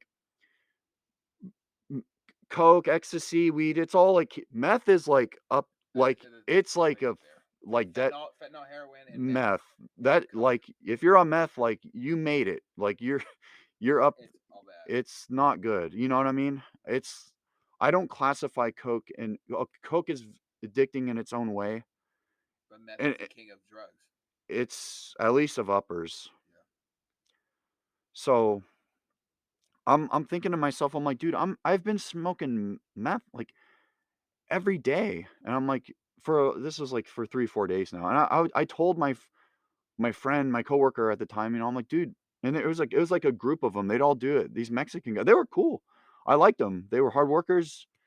And I hung out with them a couple times after work, and of course, just to get high. But it was, I liked them. They were good workers. I like to just work with them and shit. But I'm thinking to myself, I'm like, dude, I'm like smoking meth every day. Like, what the fuck am I doing? And pretty soon, like, I fucking got addicted to it. Uh, and then so I started smoking meth every day. I hate it, like sounds so dirty. Like meth, it like sounds like such a dirty word, right? Like fuck. Like when I tell people that at work, I can really tell if someone starts to judge me because I'll tell them that and they kind of just they get like that look, like that just nasty look on their Well, what they face. don't know is that you're expressing this part of your life. Sure. And when And every time you vocalize it, you take a little bit of that pressure off your back. Every right. time. Right. I feel like life is a pressure cooker, and if you don't air shit out every now and then, you're gonna explode. You need to decompress. Right. And I'm past, I don't care if people judge me for it. I used to be ashamed and afraid to tell people this, but I don't care now. I feels good to tell people this now. And you know, so yeah. Well, that's good. I mean, I got You open up, yeah. I got tattoos on my face. I get judged all the time, so I don't care. I definitely want to say that. I think the first time I saw you in the gym, and I looked at you, and you were doing the Rich Piana workout type stuff, where you exhaust the muscle all the way, and of course you're dude, just grunting, and it's like the most intense, just destroying like yourself. A serious painful. You know me though. That's how I fucking like to work out now. Work out like all the way. Like yes. A lot of people don't know. If you want to grow, you gotta wring that muscle out like a sponge. I don't have to tell you. You can't sit there and do 10 reps and say, okay, no, I did a great job. No, you got to kill that muscle if you want it to really grow and absorb every single, every single ounce, every single microfiber of that nutrients. And the microfibers in your muscle need to have very small micro tears in these microfibers. And if that doesn't happen, it's not going to soak up like a sponge. Dude. And when it does, you grow so fast. Oh yeah. And then people are like, "Oh, I'm not getting any results." Yeah, because you're not you're not fucking working out hard enough. And then you got to go eat. That's the second thing is the food. Okay, we'll talk about food. Oh my god, the food is the key. But so in hindsight, people do judge you at some sort. Oh yeah. Are you judging yourself now? So you're judging yourself, saying, "Oh, method. I'm doing method." Yes, I felt like a piece of shit before I really got addicted to it. I was just like, dude, what am I doing with my what am I am gonna like? I felt like a loser, right? Like, and I was still going through all this time. I was still showing up to work every day, right? I didn't have any money because I'd spent it all, and my parents were basically letting me live at their house rent free. I just had to make a car payment and my insurance. That's basically all my bills. You know, I I treated my parents like shit, and they still were always there for me. So I'm glad they're always there for you, man. Yeah, and I feel like a straight asshole saying that, but that's just the truth. But anyways, the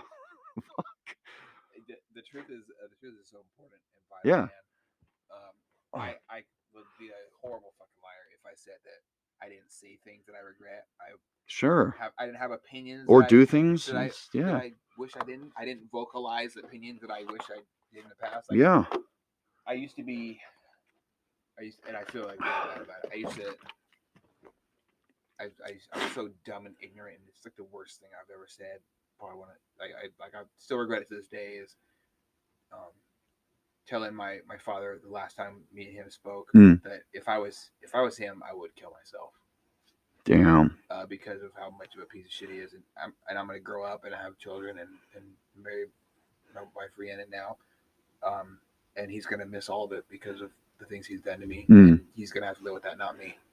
Little did I know, I'm gonna have to live with the guilt of that statement. After he died when I was deployed, and like it was like a huge thing. But you ever talk to him again after that? No, not a word. Yeah, that's probably the hardest part. And having to say that, and every time I vocalize that, I'm more honest with myself. Sure. So now I'm facing the truth of my mistakes, and everybody has different mistakes. Like, a lot of people do horrible things, and we look at it as horrible, but to another person that's nothing, or to somebody that's the worst thing they've ever heard of because they've lived they've been spoon fed by life, and they have this beautiful protective bubble that they've been so blessed to have. And other people have to sell drugs to get by. Yeah. Or they have to be in a gang so they don't get murdered by them in that area, or they have to serve a group of tyrannical fucks so that their wife and their daughters and their mother doesn't get raped. Yeah. You know, different people have different obstacles in their life. Yeah. Okay. So we were starting to. I was starting to do meth every day, right, at work, and then would get some. I'd go home and do it. So I got addicted to meth, and that started. It started out slow, just like anything else, and just started progressing and getting worse and worse as your tolerance builds up to anything. So finally, that lasted for. I was probably with the same girl for, I don't know, a month or two of me doing meth, and I think she went through like an iPod that I could have. It had like one of those old iPod touches that I think I was like messaging my dealer on that instead of my phone or something. And she found it, and she broke up with me. So that's why she broke up with me, is because she caught me, and I basically told her I was like lying to her the whole time of being with her for like almost 3 years or whatever. So, no, yeah, I felt bad. She was a good girl and didn't deserve that. So, well, it's not good for your soul either, because no, you're not being who you are completely. Oh no, and it oh can no. hurt you more. I mean, yeah, and meth is it's it's a different ball game, man, than doing, just coke's more of like a party. Coke is a social drug. Meth is a seclusion You're drug. not, meth. It's like, okay, oh, I'm gonna, if you're doing coke and oh, I'm gonna go to this party because I can do more drugs there, all this shit. And when you're doing meth, it's like, I'm gonna stay home because I can't do all my drugs at this party. I want to, you know what I mean? It's like it's less acceptable. So I it's see what you're saying. Is there? I heard this rumor, or I heard this rumor. I heard this statement from my buddy, and he says that meth puts you in a state of like psychosis, oh like yeah. mass, like a After serious anxiety, yeah, severe paranoid, stress. You're paranoid. You're hearing voices and shit. Like things get seeing weird. things. You're Yes, yeah. seeing Oh, dude, serious, like people say meth is a hallucinogen. I know is people who they have say taken that it from isn't it a yes. hallucination? No, I know it people who've is. gone through some serious It's shit. it can eventually. You have once you if you okay, it's all about your sleep. You you If you stay awake long enough, your brain starts to swell yeah, and things get your weird. brain basically starts shutting down. I felt drunk when I stayed up for 3 days. Oh man, you Without literally drugs. you start seeing like shadow people. Like you are. It's your brain. It's your brain shutting down on you, man. You start hearing voices and yeah, it gets bad. It gets real bad real quick. Um, it's What it's led? What led? it's not too fun either when you're going through that. It's like Terrifying. I would imagine. and by that point you're smoking, you're doing your drug, however you're doing it. I would smoke it. I never shot it. I snorted it, but that's a waste. You want to smoke it or shoot it, but I would smoke it. And by that point, you're not getting high anymore. It's almost like you're just wasting the drug because you can't, it'll keep you up, but it's like you're not getting high anymore. You're just like in this zombie state where you're just like, I don't even know, man. It's all bad. It's bad. It's All bad. fucking bad, man. So, Do you what did you ever stop doing that before your third time in rehab, or what? Because you said you went to rehab 4 times. okay, So okay, okay, okay, what led to okay, the third time o- going to rehab? okay. Well, the second time, okay.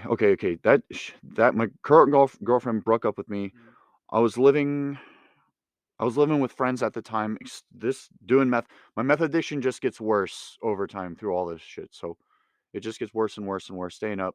I think my friends, my roommates, my old friend, I think they kind of start having ideas and shit. They know. I think they know. They're not. People aren't stupid. You think when you're on that shit, you can be sneaky and hide it, but Absolutely fuck not. when you're on meth or heroin, like I can a tell it right hard away, drug, dude. bro, you can just tell when your eyes are all fucked up. You're just acting different, and not to mention, you're when you do meth, you lose weight like big time. And I think at my worst, I got down to about 140 pounds. I mean, Jeez. you wouldn't even it was bad. Like your face, I call it like a fish face, where you're all like Skeletor. sucked up. Yeah, Skeletor. So I stayed at that house. So my ex moved out. She's gone. She's out of the picture. I kept doing meth, and when I was doing meth, I wasn't even doing weed, doing nothing. It was meth. That's what I wanted. It was on that. I was on. So it completely consumed you. Oh yeah, big time. I was already completely gone on it. Just addicted to it. And then so I stayed at I was we rented out a house, me and my couple friends from high school, and then that continued for I don't know like a couple months, and then I moved back in with my parents. They were nice enough to let me move back in, and I don't know if my ex told them. She probably did. Told them, the reason why she broke up with me is because she caught me getting high. I don't know if she told them that or not, but she probably did. And I stayed there for a while. I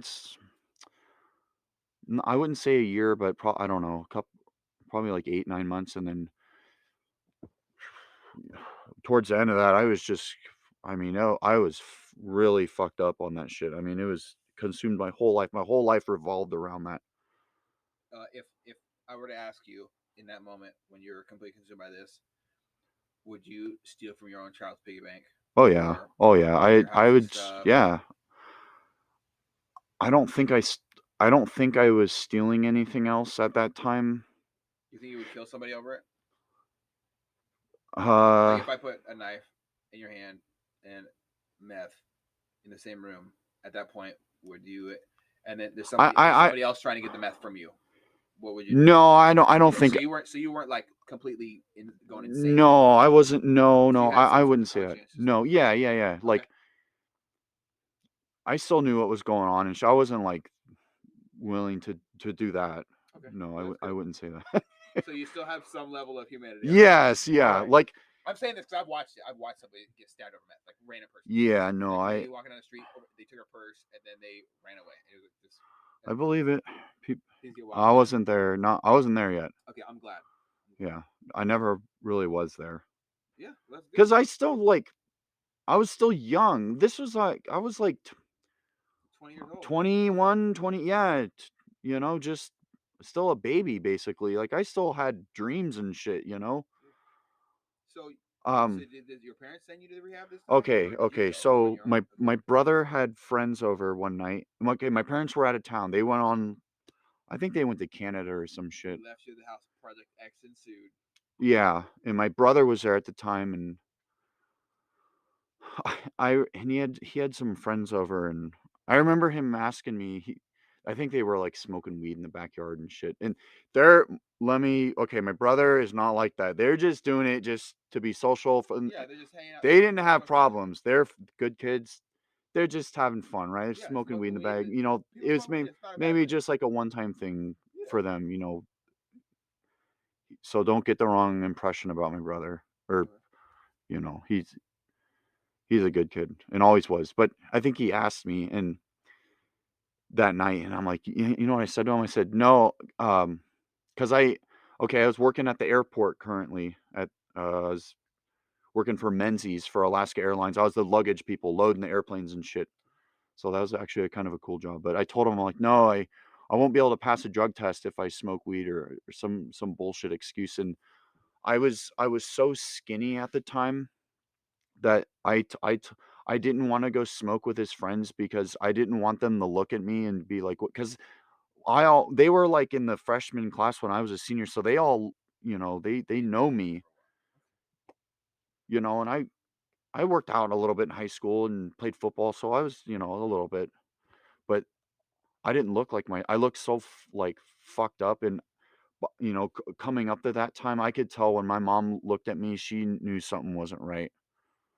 And I think they kinda just knew the whole time that I was still getting high, but But they loved you they anyway. just yeah, I you can just tell when someone looks at you like that, you feel like such a piece of shit, and you just know what they're thinking, and it's like, I remember I'd have to take the light rail to work at this I worked at this other job in Seattle, and I remember, like, puffing out my cheeks to make myself look less like a tweaker. Less to, like, look less like a crackhead, right, like, all skinny and shit. I was trying to, like, puff my cheeks out so I looked normal. Like, just, like, I'm on a public transportation, like, why would I care what they think of me? But that's, like, just, like, what my brain was telling me to do. I So don't you know. had a lack of Huge. self-respect and Yeah, oh, personal big time, appreciation. yeah. I felt really bad about myself, and it was doing meth, it's like, fuck, dude, I mean, you could probably die doing that. You have a heart attack and stuff. That stuff's bad for you, man. Like, I And you was were having to buy this morphine instead. oh, yeah, just big time, like, going over, like, to relatives' house and just I knew people when they looked at me, they knew like they're just, like, why are you so More of a skinny? human. It's the skinny part, man. It was bad. Like my pants were falling off and shit. You know, couldn't pants weren't staying on my weight. All my shirts were just huge, but it was a huge like I was just afraid to like look at people in the eyes just because You didn't want them to see. yeah, and I could tell people at my works they were like looking at me like what the fuck is wrong? Like what are you doing? Like I looked sick, like I had cancer or something. That's tough. Yeah. So I'm sorry. and it makes you look ugly, like old. Like you can tell when you see someone on the street and they just look all fucked up. That's either meth or heroin. But meth is like the ugly drug. It rots your teeth out. Thankfully, I still have decent teeth. once I started working at my job now, they have an on-site dental, and I started going there again after like years of not going, and my teeth were just, there was only like 1 or 2 cavities, and I thought my shit was gonna be all fucked up, but I can honestly say, man, I had no idea that you did coke or meth oh yeah. or anything like that. I thought you, like when you said, when we originally, like I had you over for a second and I put away all my alcohol. It wasn't. Yeah, It was like I try to be as respectful of everything. yeah, thank you for that. I remember that. Yeah. I was like always like, oh, I need to put all that alcohol away. Like, and I try to make a safe environment for everybody who I have over, and everybody I spend time around. I try to be as nice and kind and understanding as possible. I had no idea that you were into this stuff. Oh yeah. Yeah. Well, that just shows how completely different you are now. Like people look at you now, they'll never. They know that. don't have a clue. No idea that you've had these how do I describe it? Usually black marks on your report card. Oh yeah. Yeah. Real black mark. Yeah. Real dark mark. Dude. So. Wow. Okay. Yeah. So that night I ended up. I started. Okay. This is how like crazy. Okay, you talk about psychosis. That night when they were out there smoking weed, I had been up for I don't know how many days, probably at least like 3 days. I don't know if I ever made it to 4 days. I know people talk about, oh, I stayed up for like 3 weeks and shit. Okay, good. I don't know how the fuck you can even function. It's like, are you sure it was? I'll watch people pass out and come back. Yeah, that's you basically get to that point where you just like you could fall asleep standing up just because you're so tired. That's called the boot camp bob is what we call it in the military. Because once you join the military, you probably pretty much pass it. Like I can lay down here for 20 minutes, I'm out. I've heard that, yeah. And the boot camp bob is when people are starting nodding off like this, and, like and they're just you could sleep standing pretty much. And you'll see their eyebrows raised because they're trying to open their eyes. Yeah, your body's failing. I do that shit at work, man. Yeah. So that was the issue for was that what you were going through? Okay, when you were crashing, when you were on your when you're going out for meth, did you yes like that? Yes, and there ain't no telling when you're gonna wake up. You just sleep.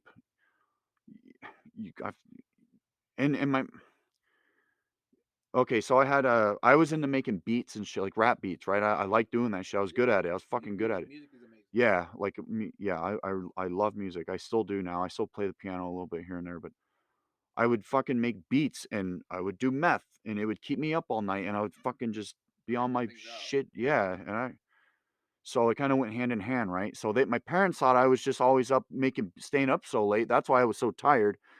But I think they're smarter than that and they knew something else was going on. They're not dumb. So when it's time for you to sleep, will you just pass out and be out for like a long period of time? Like, be tired? Yeah, like sleeping longer than your average. I mean, fuck, you could sleep for like a whole 24 hours probably if your body needed it. Were you irritable when you woke up, or extremely irritable? Like yeah, the withdrawals from meth are pretty bad. I've never asked anybody this, and like as always, coke. Please tell me if. Oh no, go ahead. What are withdrawals like? So you're just like really bad cravings. Like if you when you're just it's like being hangry, but way worse. Obviously. Yes, yeah. Okay. It's like hangry kind of, but super, worse. Super fucking bad. You're just in a terrible mood. You're just mean to everyone. You're just you have no energy. You don't want to do nothing. Yeah, you're just negative. But once you get it, it's like, you're good. You're good now. You're fine. And then you're over. Do you feel like that people overcompensate when they're on drugs? Because like I've been around drug addicts my whole life. Life. And it irritates me to know that now as an adult, and now that I kind of woke the fuck up, and I don't spend as much time on my phone. I pay attention to how people act and stuff like that. I'm very, very self-conscious and aware of my surroundings now after my horrible life experiences, that I need to always be on the lookout for things. So I look around and I see how people act, and sometimes I get these weird vibes, and I'm always on point. I'm like, that person's fucking that motherfucker's fucking with meth. Yeah. Or that person's doing heroin. Oh yeah. Or this person's smoking beans. Or I can always. You can tell. Yeah. It's so bad. Especially if you've like it's just like a saying, like a tweaker can tell a tweaker. Like, I know you're not, but you've obviously, but you've been around the lifestyle, and there are groups of them. right? And they people connect. People know each other. I've never known somebody who does drugs to not know other people who do drugs. Oh yeah. Like there's Well, that's usually how it it's like a starts. ring, Like a you, ring of people. yeah. I mean, you got to know someone who does drugs for you to even get drugs. Yeah, it's not like someone that walk around. Anybody want some meth? Unless you're Yeah. unless you're on street. I watched the street Seattle. People walk by cops. You guys want some meth? I'm selling meth. They're literally saying this. I know. Horrific. It's like the Wild West down there, man. Anything goes. Hate it. That and fucking Portland, dude. It's. God. I try to stay away from Seattle. I'll never bring my kids. I try to avoid it too. Good. Yeah. Fuck that place, man. Stay where you're happy. Hang out with Pam, dude. It's worth it. Lift some weights. So you're going through these horrible things. Okay. You're going through deep, like crazy moments of where your mental stability. Yeah. So at this point, right before I'm about to go to my second rehab, that's probably when I was, at least my mental state and my physical state, how skinny I was, that's probably was my worst. Just, I don't know how else to put it. It was just, that was probably my worst. I don't remember stealing anything from anyone then, but just because well, for one, Coke runs it. For one, Coke's more expensive, and you go through it like that. Meth, you can it's cheaper and you can make it last longer because the high lasts for fucking 12 hours. There's a song called by Old Crow Medicine Show called Methamphetamine, and it is like one of the truest songs ever, man. I'll let you play it if you want to. You probably won't want to play it, but it's like a country song. It's about people over in the south, like the southeast of our country, and it's a poor white man drug is how they pretty much portray for meth. For meth, yeah, it's a cheap drug. Relatively cheap. The miners, coal miners, people like that, they just eat that shit up and they work them long ass hours, and it's so sad that it's become normalized that we look at people around us, and I do this, and I'm ashamed of it now that I'm vocalizing it. I look at other people and I'm like, oh god, fucking tweaker. Like that is not a good thing to say, right? It's really not a good thing to judge somebody, because that's at the end. But I know I do. But it's like I was that, so but it's but I'm also at the same time, every time I see people on drugs and they're making destructive decisions on the streets of Seattle, it's like the worst case scenario ever. They already been shunned from their partners in society. And they need and they've already destroyed the families, and they've already harmed other people. They need like mental health at that point, you know. It's like learn how to be human again. Yeah, it's the worst thing they did in this state was to get rid of the mental institutions, and in my opinion, and also they got rid of all these long-term rehab facilities, and the funding to them is gone, and instead they just let shit run rampant. Like how many kids or how many people are in recovery walking down and they see everything that they've tried to escape and power through right in front of and it's face. Like right in front of you again, and you smell it, and then some people get secondhand high, and it's horrible, man. Yeah, like it really bothers me that I have to go and be reminded of how cruel the world is and what shitty politicians can do every single day. Yeah, it's it's not homeless, it's drug and alcohol problem, it's a mental problem. It's they're homeless. Homeless people are getting into homes. A lot of these guys won't even do drug tests, and I've worked right next to it. I worked at the top of an escalator. Like it's no secret, I work on escalators. At the top of an escalator, right next to a rehab, like a methadone clinic, right at the top of this. And these, like I've had people throw in. I've had a backpack full of needles, used needles thrown at me. I've had a needle go into my hand, in the elevator hoistway. Jeez. Like I've had like people yell at me. I've had people try to fight me. Like big mistake on their part. I've had people try to rob me on the streets of Seattle, and they big mistake. Yeah, knife's not going to help you here. But these great people that are working these clinics, I've watched their smiles fade as these people refuse to get in. We have sober living houses for you. We have sober. But they don't. I don't give a shit. They don't want it though. That's the thing. They use these methadone clinics and Suboxone clinics. Yeah, and as heroin and meth light. Yeah, because that's what it is. It's all opiates. It's just a different name for it. Methadone isn't a fucking opiate. Do you think that like in your experience and in my experience, I think Adderall has played a major role in it because that's meth. It's like meth light. Dude. It's a meth in a pill form, basically. Yes. I've cracked an you can Adderall snort pill that shit, when I was man. a kid, and the inside of it and the things that make it, amphetamines. Yeah. Ugh. It's they gave this to soldiers in World War II. Yeah, What the hell are we doing to our kids to tell them to stop running around and being a child? I really don't like that. And to deal with ADD or ADHD and they're give them meth. Now, okay, now they're gonna be hooked on that shit their whole life. They're not gonna want to stop. I see people fucking popping these pills all the time. Yeah. Sad. Oh yeah, and you can abuse those too. I've taken a good handful of those all at once, and it's like a meth high. They put me on the drugs when I was a kid because I couldn't focus in school. Like I was going through some serious mental issues. It does help you focus more. My dad there yeah. and stuff, yeah. And my grandpa dying. My stomach was hurting so bad. Dude. I could not eat. I was felt like I'm sure I stunted my growth. Like being on drugs at a young age can really damage you. Yeah. And I was having serious issues. I was going through deep spiraling depression. I'd go in my room and I wouldn't come out for days, dude. I wouldn't want to talk to anybody. My mom and dad. I wouldn't want to eat. Oh yeah. It makes it's hard. I noticed this as a child, and thankfully I've always been able to break myself of any bad trend, and I'm so thankful for that quality. And I hope it stays that way. But dude, it really broke me being fucking fed pills every day. Yeah. Before I go to school, my stomach hurts all day. I don't even eat my lunch. They're like, why don't you eat lunch, son? Like, why do you think? Because you're shoving fucking meth in my mouth. Well, yeah, and not to mention, when you take that kind of stuff, it makes you not hungry at all. And my sleep was messed up. I was exhausted all the time. I was sick. I was sad, and I was more than anything, I was already hurting, man. I wish I was in counseling or something growing up with my issues. I would hopefully found less violent ways of dealing with my problems through my teenage years. That's you brought up. I'm gonna cut in here for a second. you brought up count. I forgot. When me and my parent. So we're gonna go back to just real quick here. When I was like, I forget what 14, 15, 16, somewhere around there. Me, my mom, my dad, we actually did go to family counselors. I think we went to 3. We did 3 family counselors just because of my behavior. This was not drugs. Okay, I was maybe smoking weed then, but this is when we were just fighting and shit and just like major. No. It's because I didn't, because of me. It was me. It was not them. It was just I just didn't care.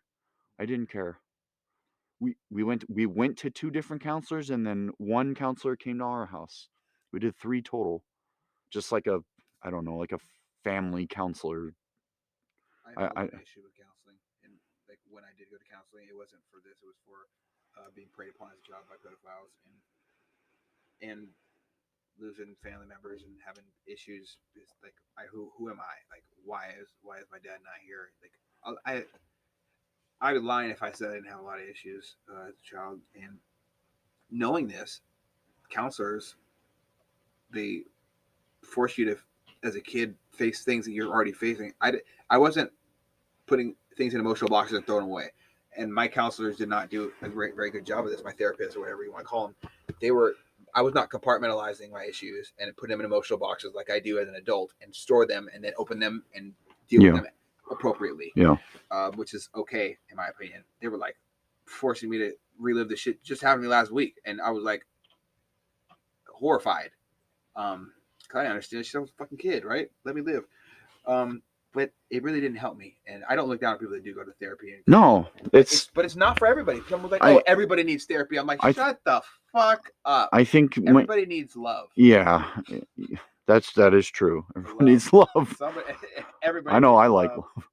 I think, at least just for me, I think I was just so young at the time still, and I was still just a little, shithead. I just, nothing was gonna fucking change my mind. Yeah, I just had like the fuck you attitude, basically, so yeah. Yeah, well, we all, I think everybody's gone through fuck you stage. I don't know anybody who hasn't. Okay, so my parents out of town. My brother had friends over. This is how bad in psychosis I was. I thought my his friends were talking about me on the yard. Like I was hearing voices, right? So I don't know.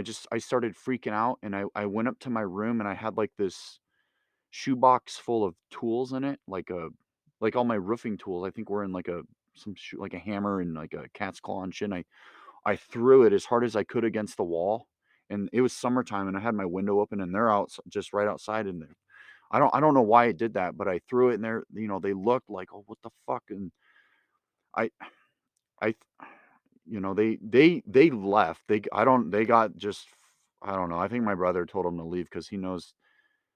He kind of knew, he had to sit there and listen to me and my parents fucking fight, and he knew how kind of crazy I was at the time. So I think he just told him to leave or something. But he came up and he's like, "Okay, what's going on here?" And I broke down, and I just straight up told him what's been going on the last couple of years, and how I was doing drugs again, and was addicted and all this shit. And I still had a good like $100 worth of meth, and I went down and I showed him the bag. I'm like, "Here, this is meth, man." And he dumped it down the toilet, and then uh I he broke my pipe. He put my pipe in like a bag or something, and and broke it outside.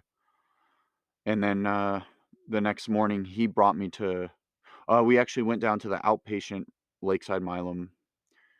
uh I don't know if we called him first, but we went down there and talked to him, and they had a bed open back in the Burien place, so he dropped me off there the next day. And so yeah, I went through the whole rehab process again. It's just, it's all the same thing over again. I think the best part about rehab is that it gives you sober time. You're there, you're not getting high. Hopefully you're not. Thoughts are clear. Your memories Yeah, kind of more intact. hopefully you're not getting high. You can get high in rehab if you really want. I mean, you could just leave. I actually did. I actually left the first time too. I didn't say it. I left, and me and I left with someone else, and we went and like stole 2 packs of cigarettes from a 7-Eleven and ran out of the store. I like reached up and grabbed them and fucking ran out, and the guy's like freaking out, like, "Hey, come back here." That was the first time, and this time I left, and this is all the way in Burien, and I live in Des Moines, so I'd say it's about 4 or 5 miles.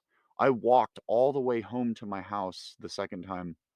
I don't know why. I think I was just bored and wanted to leave, and I walked all the way fucking home, and ended up getting in a huge, argument and fight with my parents. Were home now, and when my brother dropped me off, they didn't know I went to rehab, right? And I'm on my dad's insurance. That's what pays for rehab's not cheap, by the way. It's like $10,000+ for a cheap rehab. This is just like the ghetto rehab, right? It's just, the cheap shit. And that's how fucked up it is. That's how expensive it is. But it should be, I want to say it should be free, but obviously those people need, that you got to pay those people too. But um Well, we can work as a society to improve. yeah, you got to have insurance for everything. It's like, Shit's weird. Canada, I think it's all healthcare is free up there, isn't it? I think Or as a shit, country, a something lot like of that. people are having a difficult time thinking that we can do healthcare for free. Yeah. We can work towards that. There's so many moving parts there, especially with the fact that we live in a society based off of the dollar and capitalism and stuff like that. Yeah. I think capitalism is great, but I think that at the same time, there are certain things our tax dollars should go to. I'm not comfortable with our tax dollars going to other countries if we're not going to invest them here, right here where we need them. Yeah. And we have our own issues we need to work we have a out. lot of issues here in America, and as a society, our communities are being driven apart by political nonsense instead of connecting each other. And like we can all agree on a lot of shit. If I and like common ground is how I usually go to try to find, like, even like I don't talk to people about my views. I make a lot of jokes on the internet, and because why not? Jokes are good. We need to laugh about a lot of shit instead of be pissed off and complain. But I can find common ground with one thing usually, and it's hey, are you okay with kids getting harmed, whether it's shot up in a school or raped? No. Okay. Yeah. All right. Let's move on. Yeah. That's now. So we don't like pedophiles and we don't like active shooters. Okay. Do you think that you want no one to answer if we call 911, or would you rather someone answer? Okay, all right. So we need something out there, right? Because you don't want to shoot your home intruder, and that's your choice. Okay, whatever. I'm I think differently. I like the idea of protecting my own home and calling the police, because I don't want them to try to incriminate me for defending my home, which in this state is a huge issue right now. So that's usually some common ground right there. Hey, do you think that it's good that we have people in the military that are protecting us so we don't get drafted or conscripted? Most people don't even know what conscripted is. So they're like, yeah, like, and then, hey, do you think we should judge people based on their skin color? No, okay. Well, that also applies. What people don't think of is they don't apply it to tattoos as well. Well, yeah, I know. A lot Hey, of people don't think like that. And yeah. okay, well, do you think that it's okay for me to judge you based off what you do with your reproductive parts? No. Okay. Well, I don't think it's okay for you to judge me to deal with what I put in my body or take out of my body as far as vaccines and things like that. So all these things, we can find common ground. It's just a matter of trying. It's just a matter of trying. Yeah. So I don't think there's anything wrong with saying that rehab could be and might be a good idea to have be free. If we divulge tax dollars to that instead of, I don't know, parking police, why the fuck do we need parking police? You think I need a ticket when I'm doing my job? I pull up on the side of the road, I'm dropping off parts, and I come back to like a huge ass ticket and the Seattle cops like, don't you have something better to do? Like, I don't know, projection of power, or what about these DV cases that are at an alarming rate? I know. So it's the system's kind of backwards. I think we can work towards Yeah. free rehab. It's real. We can do this. I don't like people doing drugs and harming themselves and hating them life, and I don't like seeing people fall apart. Yeah. And rehab is, again, it is what you make of it. Mm-hmm. It's not going to work wonders. You have to put in the work. They can give you all the tools and tell you what steps to take and what to do first, but it's ultimately up to you. So with this time with your brother, okay. Down, was it different? Did you feel differently going into rehab the second time? Yes, because at this point I knew I had a major problem going on. And did he like hug you after this? Like, yeah, we're good. So no, like during it, like right when he was breaking the glass. Oh yeah, and yeah. It's kind of fucked up to say this, but it kind of brought us closer. And I hate that it was that way, but it was like a moment where it was it's just because I was being honest for once, I think, and that really, I was vulnerable and I needed help, and it's hard to be vulnerable, man. Yeah, but it takes bravery and honesty. Yeah, and at that point, I mean, I was so low, and I was just tired of living like that. It gets to a point where you're just tired of getting high, it's just of your fucking the whole time it's like, I know I shouldn't be doing this shit, but you're so addicted you can't stop, and it's just you become a shell of you feel like yeah, you feel like shit, and just yeah, you feel bad. So he brought me to rehab. I went to the rehab, got out. I started getting high again on meth. I was still living at my parents' house. I don't think I was working. I don't think I was. I think my mom and dad really wanted me to just try to stay sober. Just get a grasp on life again. Because when you throw a job in there too soon, it can really tamper with how you're going to recover. When you're in that phase of addiction, you need to just focus on staying alive, basically, and just learning how to like live again. Not even go, you know what I mean? Like, you like go to the beach, just do something. Yes, just learn how to do something without getting high. And once you've reached that point of it, when you're in it that far and you're trying to stay sober, you need to just chill out. Don't work right away. Just That's why I was thankful I had, because not everyone has that luxury. I understand that, and I was thankful that they were there to just let me live at their house again. I didn't have to work, but I wanted to stay clean, but I started getting high again. I was going to IOP, which is intensive outpatient, where you go to an outpatient rehab for like I think I was doing 3 days a week, Monday, Wednesday, Friday, which is where you go and sit in a room with other people who had just gotten out of inpatient, It's, that it's like aftercare after inpatient, and that goes for a couple months. But Did that help you transition? well, no, because I was using the whole time, and that IOP after my second inpatient, I was faking all my UA. They test you, right? The UP test all the time.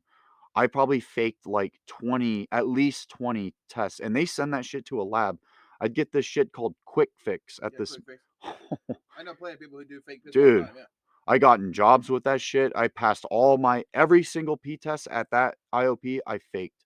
I lied my whole way through it. And then I started getting skinny again towards the end of it. And I thought people were, I couldn't tell if they could tell, but I definitely could tell. I only went for like 2 or 3 months until I went to rehab a third time. So I didn't get all cuckoo again like I was. I started getting skinny again, but not, I'd stay up for, a night or two here and there, but it wasn't like before. I didn't really make it to that stage of it, that of psychosis or whatever. But um, I think the third time I went, I just woke up one morning, and it's like it only takes like a couple days. Once you start getting high again, it's just like, okay, well, I'm fucked again. You're addicted. You're not gonna stop. Once you're on it, you're not gonna stop. And then so I only let it go for like maybe 2 or 3 months, and I just walked out there and told my mom, I'm like, I need help again. And Okay, but you told your, but you. I went and told my mom, I'm just like, dude, I need help again. What was her reaction to you? Well, Being honest like that. What's the difference? This time, I don't think she knew I was getting high. I think she was pretty upset because I think they thought I was doing good. I don't know. I was just hiding it better, I guess. But I didn't let it get to the point to where I just couldn't hide it anymore, just completely out of control. But she was upset. She was mad. She had to go to work that day, and so she left me there by myself. And I think the last thing she told me before she's left, she's like, "You better go to, make it to the rehab." So I ended up taking a bus to my rehab. I still had a little bit of meth left over, and I obviously did the rest of it. And then I got on a bus and I went. I packed my bag and got on a bus and I went. And did that. So this is third time in rehab, at the same burying place. This is the third time. I got out. This time in rehab, I took it pretty serious. I wanted to stay clean. Okay, I got out, and then I moved into a sober house in Everett, and with other people from my rehab. So I had friends that I lived with that I'm actually still friends with. A couple of them. Were they all working on sobriety? Yes, yes, and we were. Yes, we would go to meetings all the time. As a group, we'd go and we'd eat together. We were friends. Yeah, that camaraderie. Yes. That's good. So, we all stayed clean for, I'd say about 3 months. I actually had a little bit of clean time, and, but we what did we do? I think we drank one night or something, and then One day led to another. huh? And one thing led to another. Yeah, we drank, and then I think, pretty soon we were all using again, and, yeah, so, and and that didn't last all that long, and you can't be high. You can't live in a sober house and be high for that long because someone's gonna call you out on your shit. I feel like my parents were a bit oblivious to stuff at first because they just never seen it. But when you're living with other addicts, just like what we were talking about before, it's like you can just tell. They take one look at you and you can just see it in their eyes. Like, yeah, you're high right now. Yeah. You can just tell. So it didn't last that long for any of us. We all, had to leave the house. And then the house rules. When sober house have rules, if you get high, you got to leave. You can't stay.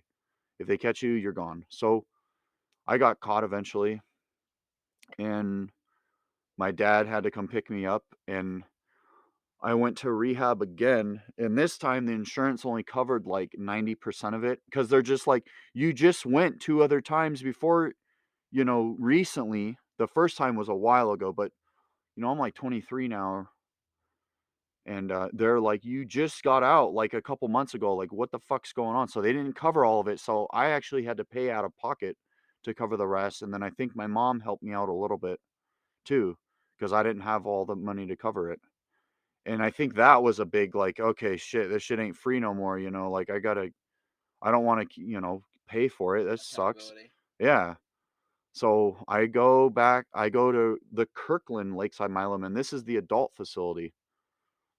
And so this is 4 times in the rehab now. And then, so did that. Obviously took it serious because that was the last time I went to rehab and I never used again. I think there was like a day, I didn't go to, there was like a day where I stayed the night at my parents' house before I went. So it wasn't like I got high and went in. I had like 1 day clean before I even went to rehab. But you know, that doesn't really mean anything back then. But so I went, and then after that rehab, I moved into another sober house in Des Moines. Well, it's like Redondo area. It's like right next to where I grew up, basically. And that was interesting because I don't know. I have the sweatshirts. It's called Battlefield Addiction. I'm sure you've seen me wearing it before, but that it's called the Big House, where you go first, and this one guy's running the whole program. And there's like when I moved in, there was probably like 25 to 30 dudes living it's like kind of like a mansion house. But it was pretty cool. The house was cool. It was huge. There's a pool table in it and everything, and 2 kitchens. But there was like 4 people in each bedroom. We were like bunk beds and shit. But I did that, and then they had like their own IOP, like outpatient thing. They got like, it's like their own, like, I don't know, like sober program, basically, the best way to explain it. And they have like, I don't know if they're certified counselors who run the like IOP programs, but I enjoyed it. It helped. I think just the sober house being around that many people, and just a combination of that, that you can't, there's no way you're going to get away with anything in a house like that. And just a combination of that and me just fucking wanting to stay sober. That was the main thing, because I just wanted to do it. I was tired of, fucking being a loser. I had decent jobs growing up. You know what hurts the most? I think about all the money I wasted on all that shit. Fuck, I would have had a lot of money saved up. If I were to save all that, fuck, I wasted a lot of money on shit. It's hard. Like, it's always hard to look back and wish you'd done something different. So Yeah. this 4th time was a success, obviously. Yep. That was it. Holy shit! Look at you now. Yeah. What was big difference? Other than you going, was there any type of epiphany or existential moment where you say, "Oh wow, look at this! This is everything's changed now. Everything's better." Did you just feel like halfway through the recovery program there? Did you just feel? Well, when you actually start getting some real clean time, when I mean real clean time, I mean like half a year. I mean, anyone could get a week or a couple months. That's nothing, because we'll talk about like withdrawals and the cravings. That's you're gonna have some major like on edge moments where like you're about to just run out of the house and go get high, but you need to just not do it. it's it's the easiest thing to do and the hardest thing to do at the same time, because all you got to do is not use, right? But you don't know how to not use, so you have to learn how to not use, and you only have to change one thing, and that's everything. So does that make sense? You only have to change one thing. You only have to change one thing, and that one thing is everything. You have to completely restructure your life. We're doing this. Yes. Sobriety, you have to. You got to delete contacts. You have to change your phone number. You have to become a new person. Yeah. Reinvent yourself. And the whole number thing. Everyone's got social media now, so it's like well, fuck the number. I'll just hit you up on Facebook or whatever. But Do you have just people that reach out to you and try to get in contact with you? How do you react? not recently. I had a couple years ago. Someone hit me up for. I don't remember what they asked for, but it was a number I didn't even recognize. I'm sure I deleted it and I just didn't even respond. Good. The people you surround yourself with makes a huge difference. You are who you surround yourself with, I guess, in a way. But it's ultimately your choice. Again, it's all just a choice. But it's once you make it past, like a couple. Once you get some clean time, a half year, then you start feeling good. You actually start enjoying stuff again. Instead of dreading doing it without drugs. Yes. Okay. You just, I don't know how to explain it. It's like you're learning how to be yourself again. Yeah, in a way. And yeah, so I was at that sober house for like 3 months, and my future wife texts me, Pam texts me, and she goes, "Hey," she was living in Iowa at the time, or just recently, and she goes, "Hey, I'm moving back to Washington." I'm like, "Oh, cool." And she asked Is that when she proposed? Huh? Is that when she proposed to you? What do you mean? Like right there on the text, she's like, "Let's get married." No. No. I wanted her to, but she didn't. Oh, that's okay. No, she hit me up, and I think she asked if I had a car. I'm like, "No, I don't have a car," because I think her sister and her mom lived in Mill Creek and Linwood. Oh, sweet, great area. So yeah, I think she had an idea she was going to be up there somewhere, and I told her where I was, and I'm like, "Oh, that's about an hour south of there. I'm in Des Moines, right?" So I was like, "No, I don't have a car," and we kind of just, didn't really talk all that much, and then so that was that, and then they have, so in that program, it's called the Big House, right? It is a big house.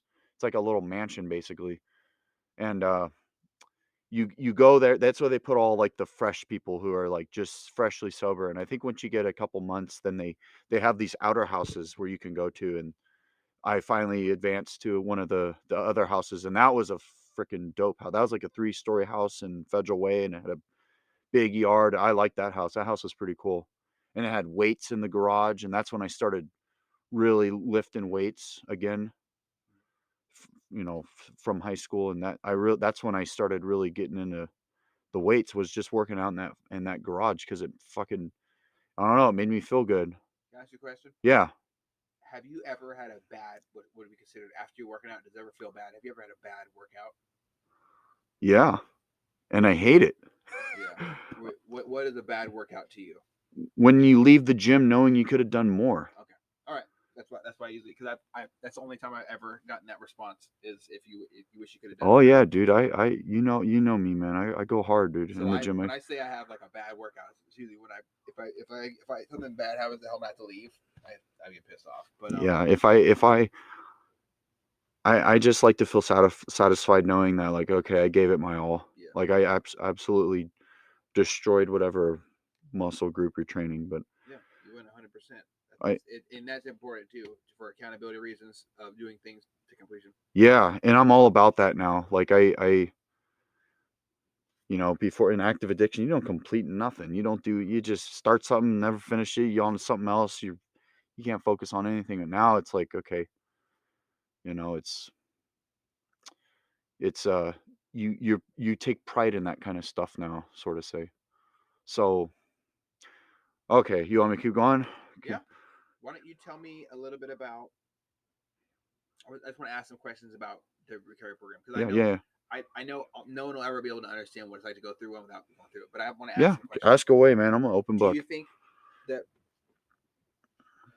you think that it's worth it to go to recovery, or do you know people that have gone through recovering without like treatment and stuff? Because I know a couple people who quit cold turkey and it was difficult for them, but they did.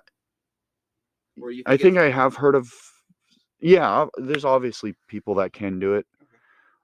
I think the main thing why I think rehab is good is because it gives you that initial. It'll give you 30 days clean. You need that It time. physically takes you away from shit. You don't get a cell phone. You're not supposed to have a cell phone, at least. I mean, people bring them in, but you're not supposed to have nothing. You're just away. It physically takes you away from shit. So that's nice. And you know, your brain starts to clear up a little bit, and you start like you start to feel you're like yourself again in there, and it kind of gives you a running start to the real world, sort of say, you know what I mean? Because of it helped me at least when I wanted to get clean. I used it. I mean, it didn't help with the other times, but you know. Okay. Yeah. Am I? So Oh, just a quick. This is gonna be a loaded question. go ahead. I've always really struggled with people in front of me calling themselves a certain term, like, oh, I'm black, oh, I'm white, I'm this, categorizing themselves as something other than who they are. Sure. I really support individuality and self betterment, self growth. But I'm going to ask you. It might sound really ignorant, and because I am ignorant to the situation. I'm not an addict, and I haven't experienced extreme addiction. So I'm going to ask you why, if, or sorry, first, do you call yourself an addict? And second, why would you call yourself that, or why do people call each other that or classify them as that when you are not currently addicted to a thing, and when you're just your own person? Yes, I'm an addict. Okay. And I believe, and this is like what we're talking about is a very common thing. What they talk about within the like AA meetings and NA, whatever. AA to me, NA, AA, it's all this. It don't matter if you're in narcotics, you can go to AA, and if you're alcoholic, you can go to NA. So it's all the same shit. But this is something they talk about a lot. Once you're an addict, you're always an addict. I do believe this. Someone else might not. That's okay. I don't. It doesn't matter. But for me, because the addiction is always going to be within you. Like if I went out and fucking did meth or whatever again, I'd probably be addicted to it right away. Okay. Because I know how good it is and how good it makes you feel. And I still get cravings here and there. Sometimes I'd be lying to you if you're always going to have that, but they're more like thoughts nowadays. And sometimes I have dreams about using, but it's yes, I would say I am an addict, and just like I said, because it's always within you. Because if the minute you go pick back up again, you're just going to be right back to it. And every time you relapse, it gets that much worse, that much quicker, And that much harder to fucking get off it. How do you deal with these cravings in a positive way? Because I know to stay clean for 5 years after doing something like meth is, it's a huge accomplishment, man. Hats Thank off you, to thank you. you, I'm not thank you, wearing thank a you. hat, but hats off to you anyways. And you should be so proud. And I am. I hope you never stop expressing that as an accomplishment, because a lot of people will conceal things. Like, I can tell you, I'm very glad I haven't gotten in a fist fight in almost a year. So, like, expressing things in violent ways is not. I haven't done it. I haven't heard somebody say something that just set me off, and I just say, "Oh yeah, you really fucking think that?" And then it just starts. Dude, we're the same, and I've had the same mentality. So it's great that I've made the accomplishment, but it's not as monumental as what you're saying, because you spent 5 years not doing something that takes you away from society. So Well, how do you deal with these cravings? Like, what do you do?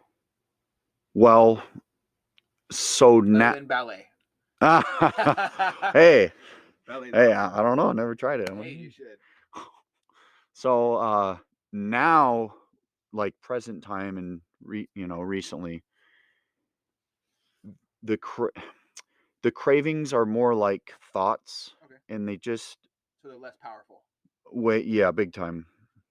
Like I'll have a dream where I get high in my dream, say, let's say that, and then I'll wake up thinking I'm still in the dream, and I'm just thinking, I'm like, well, that was dumb. I just threw away everything. It's like it's always like a regret, like oh, I don't wake up like, oh, I gotta go find my shit. It's like, no, it's like, why the fuck did I do that?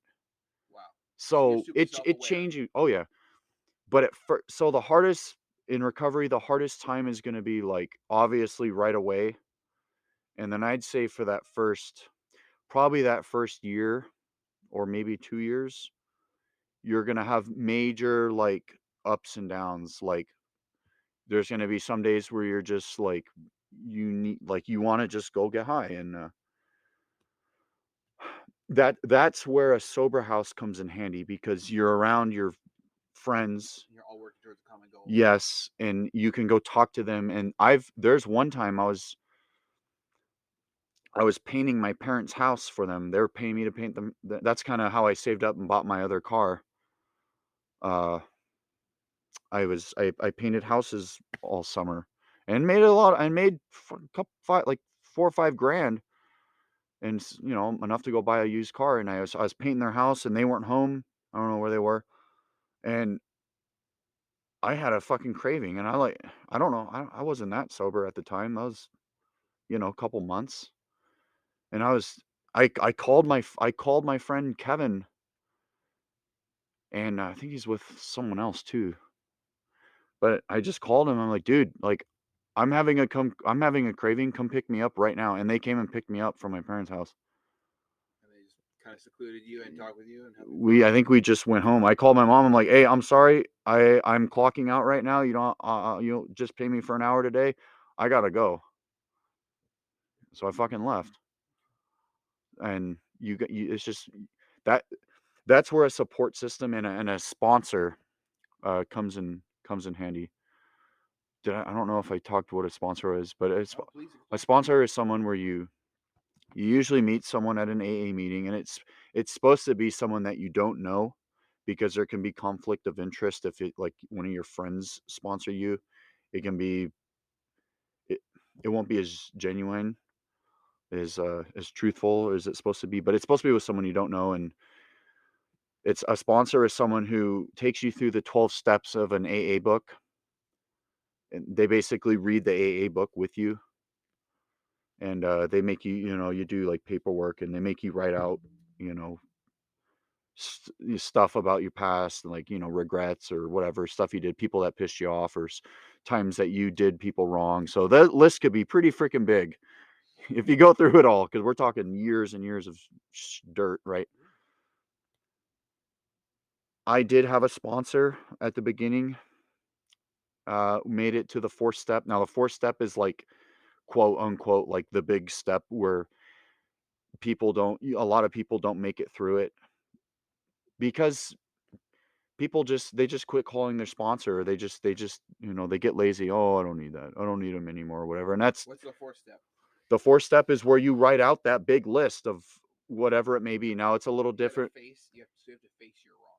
Yes, and there is, I don't know exactly. It might be like the 7th or 8th step, I think it is, where you actually contact people of your past and apologize and make amends, and that can be a hard one too. Which I've experienced that. I've had people call me before, and I don't think I reacted to it right, and I feel really bad. And now you feel bad, yeah. Yes, because I could have because I freaked the fuck out. Well, maybe you could call them back and I think I'm going apologize. Thank you very much. Because that would actually, I know if I just touching on your situation, if I reached out, let's say I did you wrong, or I stole something from, I called you back, and you cussed me out, or what you say, I want to fight, whatever you'd say. I am prepared to hear that from you, right? You go into that knowing that someone might be mad at you still, and you just have to be okay with it. But if you did call me back later on in life and just say, hey, I am sorry for the way if you really truly are sorry, I would feel great about it. I think I'm gonna do it. So Thanks for inspiring me, man. absolutely. So 'Cause what else? Like, what else encompasses? Sorry, I don't want to. no, I was just gonna say that would set you free. Yeah. So it's called the AA waltz. 1, 2, 3. Step 1, 2, 3 is the easiest steps to get through, and people get in a rut, and that's kind of what happened to me. I'm not gonna lie. I had never worked all 12 steps. I'll throw a but in there, but when the time has right, I have made amends to people where I felt like they really needed to be done. I've called some old friends and set things straight, and they were happy about it. They were like, "Dude, it's fine." I think that's awesome. Yeah, I really applaud you, man. just Honestly, for that. It takes a long time to understand how to be accountable. Like we try to teach children in yes, our family. Like, listen, when as soon as you make a mistake, if you don't own up to it, you're gonna be in the disciplinary state yeah, until you take accountability, and and it never gets easier to take accountability. no, and the minute you do though, it's like the biggest like relief. Like it really does make you feel better inside, and it really does. You can stop like think. I would think about shit like, oh, I once you get sober again, you start feeling bad for it when you're using. It's easy to go steal shit from people because you're just numb. You have no emotion. You don't care. But when you get sober again, you start thinking about all that shit you did, and you're like, God damn, I was an asshole. Like like the stuff I did had to make amends for it. It was stuff that once I got sober, it was like in my head, like I'd think about it all the time. And now that I basically said sorry for it and made amends, and now it's like I'm free of it. It's like It's like getting smoothed over like a rock in the ocean. basically, yeah. It's Yeah. like a grudge that you're holding on yourself, and then once you do that, it's like, okay, now it's gone, and it's like you can live free again, sort of say. Okay. I like that, man. Yeah, so that's a big part of learning how to just be okay with yourself again. It's not just learning how to act right again, it's learning how to love yourself again, and like build up confidence again, and knowing that you're a good person, and then that you can be. It's hard. You learn stuff about yourself that you never knew you could learn, because it's until you go through it, it's just something that you have to experience for yourself. I think you have this aura around you, man, and I've never been able to say it to you. You have this aura around that I can never really pin, and I think it's just you trying to navigate your life and being the best version of you now. I think you're very self conscious in all the right ways, or sorry, self aware is how I Yes, say it. I You're am. very self aware and you wear it well. When I do something dumb or stupid, I'm like, fuck, like I know I did something dumb or stupid. But it's right. It's good. It's Yeah, good that you're very self aware. I think sure. being self conscious is poor. Is very sad. Being self aware is good. You're very aware of yourself and you try to be the best you possible, and it shows. Yeah. And I wish I could pin it. At first, I was like, something about that guy. I see on Facebook. I'm like, oh yeah, he's in the gym again. Good. Okay. I see you with your lovely wife, and seeing the love you guys share for each other, and I'm like, oh yeah, good. They're happy together. There's something about you, and I think it is really being self-aware and conscious of your actions and the result they could have on others. And I think it's really cool. You talked about your self-image. Mm-hmm. I think it's really, really obvious that you lift weights. So, what is lifting weights to you? Is that a part of how you just heal? Because I know for fitness, for me, it was so important because one, obesity is a fucking huge issue in America. Yeah, it is. We have I shouldn't even laugh at that. It is. We have children who are growing up diabetic and they're pretty much pre-diabetic. That's because all the kids they got, instead of kicking the ball, they got the goddamn remotes. And I like video games. I've never been a huge gamer, but I do appreciate it. But there's a fine line between the word gamer shouldn't. I'm sorry. Okay. I shouldn't bash it, because now people that sit there and play video games all day are gonna hate me. But say what you had to say, man. I just think that gamer shouldn't be your occupation. It should be something that you do after you did, something physical or something. Maybe not physical, just something more healthier than playing video games. I'm not. What concerns me is that you ever watch Spy Kids when you were growing up? I think I have they seen had it. Yeah. A third one when they're in the virtual reality world and they're just laying there or not, or being a zombie, and it was really crazy to see a dystopian society where kids were like not even there, and the brother of the sister's trapped in the game, and it's called Game Over, and you're in the game and you're trapped in this virtual world while your body is just there, and I almost see a lot of kids slowly becoming. It's like that, yeah. I mean, Yeah, I'm not one to judge. You know me. I'm judge free. You can share your feelings about it. I just think that there's more healthier solutions than just for kids these days playing. They need to be outside. Everyone doesn't grow up with a big yard. I understand that. And everyone doesn't grow up with parents to take them to the park. I understand that, and that's the reality of the world. I think there's here we're gonna go on this fucking Air it out, rant man. here. Air it out. I just think uh young people are having kids too young where they're not even at the point where they can take care of themselves all the way, and let alone another child. Raising babies. Come on, man. And I think a big contributor to That health and there's a lot of kids out there fucking killing themselves. There's so I many kids know. out there killing themselves. Kids I shooting know. up schools. Kids that are horribly obese. Kids that getting told they can't be a part of things because they're not mentally stable enough. Yeah. A child needs challenges. Yeah. When they're revolting, they push the boundaries of life. They need to realize that it's not always a passive thing you're pressing into. Like if I smack this pillow, it doesn't hurt my hand. If I smack this table, ow, that hurt. Right? Yeah. You need these boundaries in life. You can't go bowling without the and always striking with the rails with up, the gutters guides. up, right? You need to take the guards Or down not, sometimes. yeah, And feel your the gutter feel your guards. film. Yeah. Yeah, you got it. Sometimes you got to be a gutter ball, and Yeah, if you don't have these things in life, you're gonna. I think we're raising a lot of weak people who think that things are easy. And another thing, I'm probably gonna sound like an asshole right now, but Air it. you know what? This is just my I'm old school. Okay, I don't like all these last place trophies they give out either. No, absolutely not. First and second, sure. But if you're a loser, you need to just suck it up and feel what it feels like to lose, because you're gonna lose in life. Yeah. These kids don't even know what it feels like to lose. That's why everyone's so entitled for everything nowadays. It's like you guys need to, There's no cheat code in life. no. And you're gonna fall flat on your face. The world's gonna You know, pick you up and spit you out, and it's gonna make people like me who do average.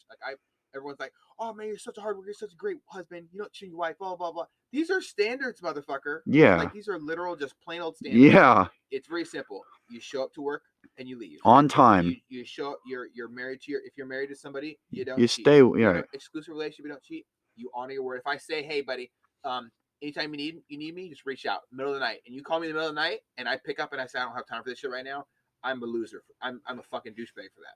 I'm always going to show up, and accountability and all this stuff, it starts when you're a child. Right. So I think we are having a big issue with children, and fitness is the number one most important thing to kids, because it doesn't. How the hell are you going to walk upstairs? Yeah, it doesn't just be panting and expect to run away from gunfire. Right. Yeah. Or a situation or anything like that. And most adults can't even grab their kid and bring to safety or stop them from choking.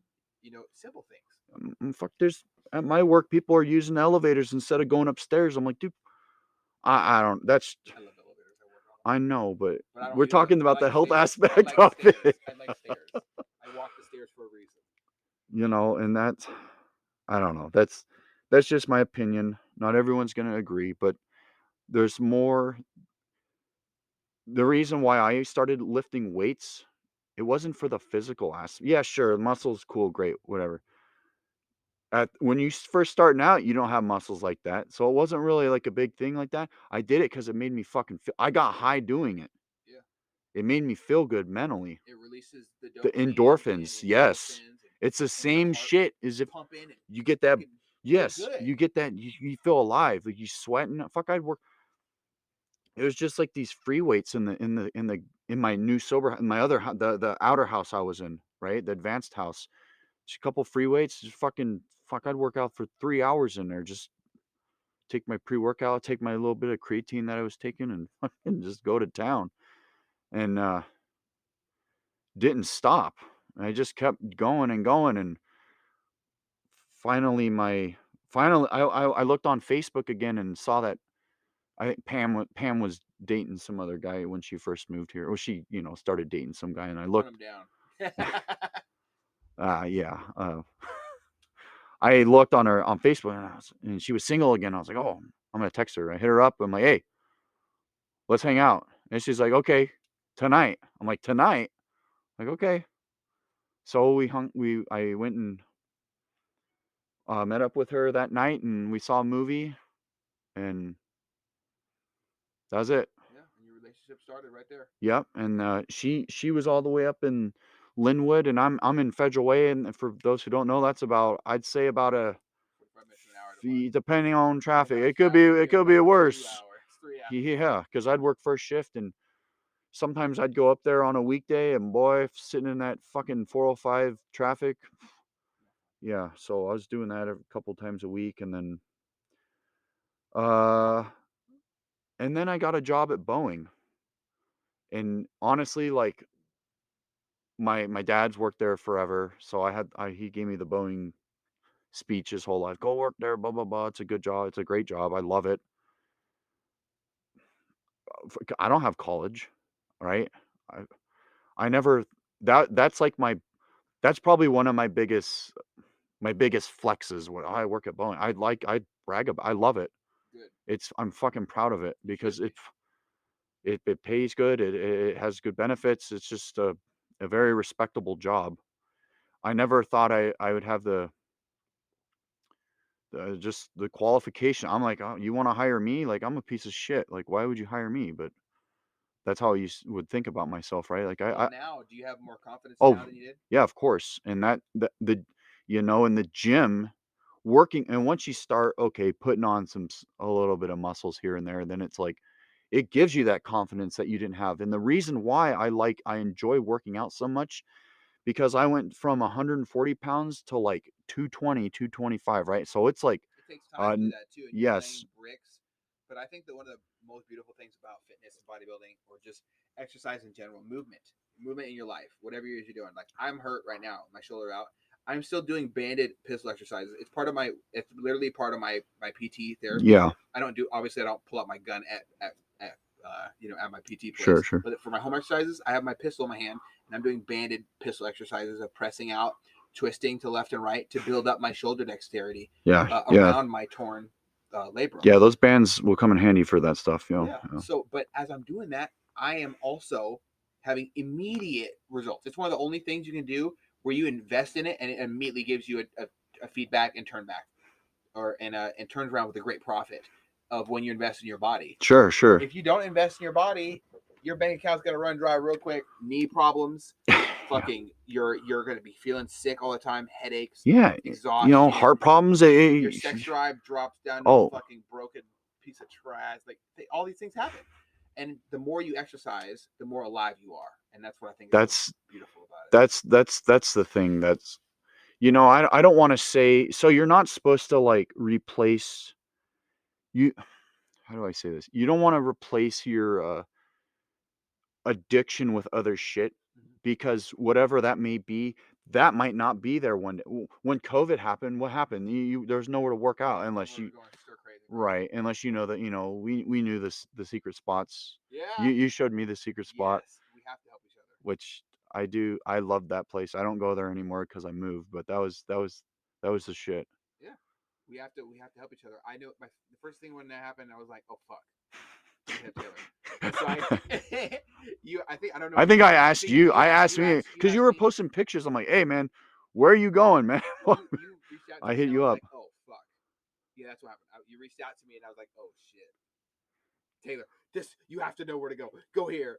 And I was told not to tell anybody, but it's so important to share with people and help each other out. Thank you. I How appreciate many that. of us use only thing caught me from killing myself, bro, honestly, was fitness. When I came back from the military, there's so much guilt-ridden frustration trying to be a normal person, having to keep my mouth shut and not rage out. Like, I was so mad at my environment, my situation, everyone in my family. I had so many issues with everybody in my family. There was not one person in my family I didn't have an issue with, including my wife.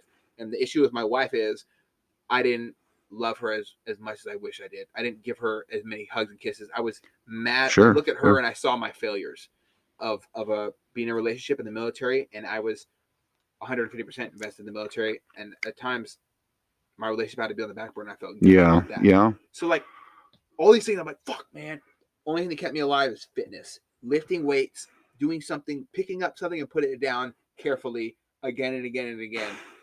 and breathing, and your muscles are feeling like they're hurting, and you know you did a good workout because they feel like life sucks, and your legs are tired, and oh your butt hurts, oh your shoulder, your pecs, your back is the back pain is the best. The muscle, Oh yeah, where the muscle's nice been and tight really and tight, cramped up and and you shit. feel Yeah. like, oh wow, I really kicked my own ass today. And if you kick your own ass, life can't kick your ass. Exactly. It makes you. You become mentally tough. Yeah. It's helped me out a lot, and I think just more the physical part is cool, yeah, but I think just mentally it does a little bit more for me. Like I feel like shit when I on my rest. It's hard for me to take a rest day. I hate it. You do yoga? No, I I should. I have a yoga program for you. After this, I'll give it to you, All and right. you ain't gonna give a shit about a rest day. Your rest day is gonna be difficult. You're gonna be like you do like weird shoulder presses after being in the lean and rest position for a while, and all these different. I'll send it to you. It's called Warrior Yoga, and it's All right. fucking dope. And you're gonna be like, I hate my off day. I'll get Pam to come down there with me and do It'll be that shit. awesome. So yeah. It'll be awesome. You'll really Yeah. enjoy it. I really do. But Yeah, yeah, it's a cool thing. I was working on the garage for probably about a year, and I wasn't saying I was taking it super like actually bodybuilding or nothing. There was just getting just falling in love with the sport. Then just nothing too crazy. But once I got a job at Boeing, me and Pam actually got that's when we got our first apartment. It was like a condo apartment basically. It was technically a condo, but so I moved up here to Linwood so I can work in Everett at Boeing, and it actually all worked out all at the same time. I basically moved up here to work up here, so. and I think that's where I ran into you at LA Fitness. Yeah, and then once I moved up here, then oh no, I actually started going to LA when I was still down there just for a couple months, but when I moved up here, that's when I lived on 196. Remember you came over a couple times, and fuck, I was right by that gym. Yeah, you're right down And there. that's where we met. Yeah. I always that was amazing. I saw you, and I didn't talk to you the first time I saw you, and then I did. Dude, I didn't want to talk to you. I'm like, dude, this guy's so shredded. Oh my You're gonna make me look like God. shit, dude. Now I'm gonna sound like a little bum because I looked at you. I was like, this guy fucking jacked. What the hell? How the hell did? No, How the hell did he get that? Man, he must be eating more. I called my coach and I'm like, listen, I need to eat more food. And he's like, listen, you need to take it easy. Don't mess up my plan. And he's a scientist, man. Brian's the shit. Yeah, So I don't want to mess up his plan. But I was really like, in my thoughts, like, am I growing fast enough? I think I'm growing fast enough. We can push this harder. But seeing you and you're absolutely anyone who's seen you in the gym is probably like, who the fuck is this tatted up guy? Really, like, he's grunting, he's loud, he's slinging and banging the weights. He must be really just this asshole. I'm like, and that's usually the stigma around tattoos and weight and exercise. And I didn't think that at all. I was like, wow, he really put a lot into this. Do you feel like accomplishment from all the work you put in so far? Absolutely, yeah. You should be proud of yourself, man. It's made. I like this version of me better. Let's just say that. Yeah, me too. I love it. But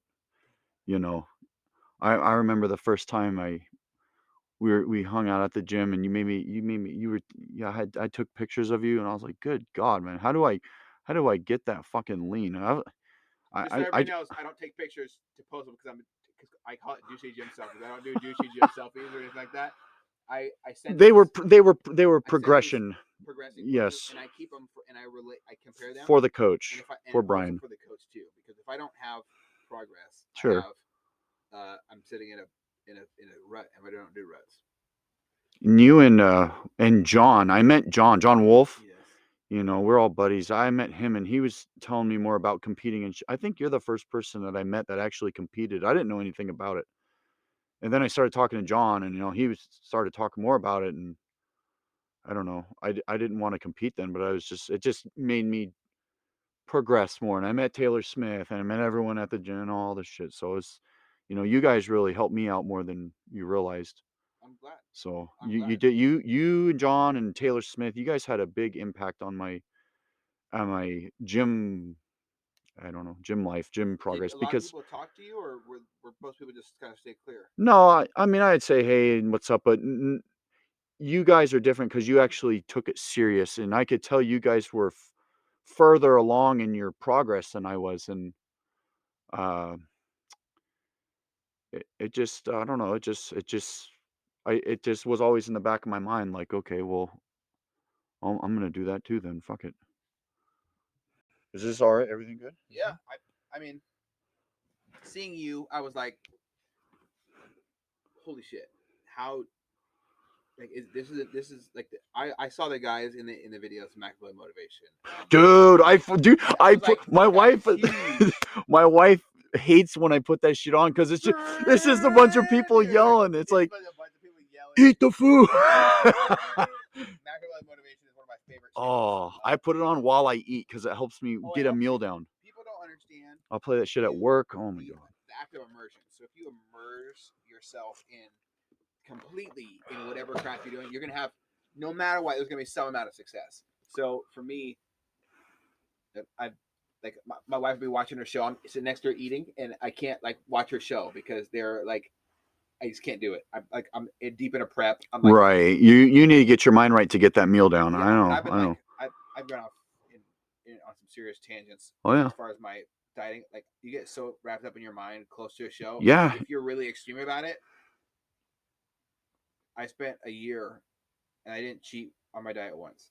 I spent an entire year eating the food instructed to me. I couldn't do that. I was leaning out. I didn't miss a fucking grain of rice was out of place. Nothing was wrong. The only thing I did wrong is I saw that Tic Tacs were sugar free, and I was having some shit, and I was exhausted at work. I'm working like 70-hour weeks during like, and I was like 5% body fat. Yeah, and think of all the extra calories you burning just from working too. So I felt really nauseous, and I was like, oh, Tic Tac 0 calorie, okay. I got it with my water at 7-Eleven. I ate some. I should probably ask my coach about this. I already had like 3 Tic Tacs. He's worried about 3 Tic Tacs. I know it sounds stupid. I know. It's in hindsight, it is stupid. I know. Really if I hit up Brian, I'm like, hey man. That's your mindset though. Hey, at the time. I need to talk to you right now. And he fucking calls me. He's like, what the fuck is wrong? Are you okay? Is Rhiannon okay? Like, cause Brian's great. He loves my family. I love his family.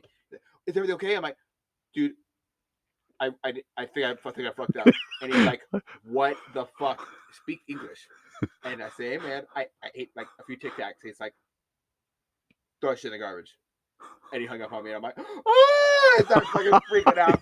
My buddy Trevor's like laughing at me. I'm like, oh, I'm hurting. I start crying. I'm inside the Amazon building doing work on an escalator. And I walk back in and I'm like crying. My mechanic's like, did your like family member die? And I'm like, no, I ate Tic Tacs. I'm not supposed to. He busts out laughing. Everyone thinks it's a joke. Dude, that's how people. That's how I was so committed. Yeah, yeah. I was eating. I know how that feels, man. And then I got down to 2.9% body fat. Yeah, that's not. That's like almost. I was fucking peeled, dude. And I know. Yeah, I took it as far as I could go. The coaches for the NPC said that I'm exactly what they're looking for, and in a couple of years, I'll be great. But sadly, I had some heart issues show up later afterwards that are completely unrelated to me bodybuilding. Just some heart issues showed up, and caused me to have to stop competing. And it bothers me every day that they happen, but I'm not going to risk my chance to. That be what a slap in the face that be to my wife. I come home from the military and I didn't get shot or anything like that, and I'm super thankful to be home and to be able to say that I came home and I'm a lot more whole than most people that come home. And I'm super thankful, appreciative of it. What type of slap in the face would it be to her if I didn't take care of my body? Sure. And what and while we're on that topic, what type of slap in the face would it be to her if I didn't present my body in a positive way? Like if I don't exercise, if I don't take care of my body, I'm half-assing a portion of our relationship. You want for your partner, you want to look as sexually appealing as possible, right? Sure. And it's not always like, oh, I gotta look sexy for all the rest of the people in the world. It's not always like that. I know some people who take it that way, but it's really important to look good for your partner, and I try to embody that, and I try to be a good protector. Yeah, sure. I want my kids to look at me like, Dad exercises, he shoots guns, he goes to work, he doesn't yell at my mom. That's He talks to her nicely. He Yeah. likes to play with me and my dolls. If it's a girl, I'm gonna spend all the time with tea parties and shit. So I don't want to be a half-assed person in my relationship. Do you think that fitness plays a key role into not just your sobriety, but also everything else in your life? What does it affect for you? Yeah, well, it affects everything, I feel like, because it, for one, me and my wife, it's the biggest thing in my life right now, obviously, and probably always will be. Well, always will be. But it not only makes me feel good when I get home, but it gives us our space. It's that's my time and she gets her time. So you're not always just home all the time crowding each other, and you know how that is. So, and then I don't know, it just puts me in a better mood for the day, so I'm happier at work. You know, I just get to go burn off my energy and just, you know, it just uh, I don't know. That's just the routine I'm in, and I like it, and then it helps. It helps with everything. It makes you hungry, so you enjoy food more. It makes you feel good about yourself because you're doing something physical. It keeps you healthy. Your metabolism speeds Your up. metabolism's like through the roof. Sex drive changes. Oh, Your sleep sex drive improves. is Sleep is so yeah. much better. You sleep better. It makes you tired, so you sleep more. Well, you get hungry, so you eat. And what does food do? If food makes you tired, so you sleep better. Yeah. So, It definitely overall helps my mental stability as well. yeah. Displacing that negative, any negative should I have, I just use it at the gym. Yeah, and I'm not saying to stay sober, you got to go work out. That's just what worked for me. And Would you encourage other people to try it? absolutely, How long would they? Should I someone encourage. commit to it for them to know if it's going to work for them or not? Would you say like 30 days?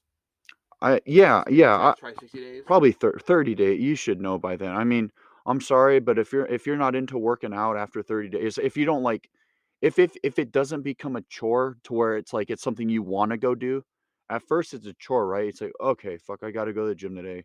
I don't really want to go, but now and then, before you know it, it'll be hard not to go. It'll be hard to just stay home and take a rest day. That's where the fun is. But I would say 30 days, yeah. Just give it a try. I'm not saying to stay sober you got to join a gym. I mean, you know, I everyone's got their own little thing, but you don't want to have just something like that. You got to just be okay in here in your head, right? You got to learn how to just be okay with, you know, if everything were to just go away and you didn't have anything that if the gym wasn't there, I got to learn to be okay mentally to where I'm not going to go use again. Because I'm going to be honest, I haven't been to an AA or NA meeting for a long time. How do you feel about that? I feel great. I don't know. Everyone's different. Do you think it might have to do with I you I would getting it ripped up so it's not always in your face and you're separating yourself and you're creating life instead of revisiting your old life or because I it's hard for me to understand honestly and yeah, I'm no. trying to just make sure I get a good understanding of your situation. Say that again. So Say it again. do you think it's because you're not going to NA meetings and you're not seeing your past in your face all the time? Oh. You're moving forward with your life in a positive direction? Yeah. It's kind of nice to like not shut the door on it, but you go to an NA meeting and it kind of it really reminds you of like early recovery. It's like but it has its benefits. I think it has more benefits than negatives. I mean, there's hardly any negatives, but I think they're a good thing, and I would encourage people to go do it. I've even been wanting to go to a couple lately just cuz I think it'd be good for me and her. Do you know any local ones? Oh yeah. Well, Yeah. if you ever need somebody to go with you, man, I would be more than willing to just roll with you. Yeah. Yeah. I mean, Anytime you don't even have I mean anyone's welcome there. Yeah. People bring their kids in there and shit, and it's good to bring kids in there because that way when they grow up and if they have problems, they at least know where to go to get help. So, do you know any local resources that so if I have a friend who there's a Linwood Alano Club just over here on 196th. Okay. All right. Well, I will if I have any buddies, I think I have It a couple who are should having some still be issues. I'm there. gonna direct them to that. Yeah, they got me. You can just walk in. I think the doors is always open. I haven't been there forever, but I know I installed the elevator over on, like on the border of like Edmonds, like near Edmonds Woodway High School, right next to that street. There's that recovery center right there. Oh, is there? I slapped in their elevator there. Oh, yeah, So yeah.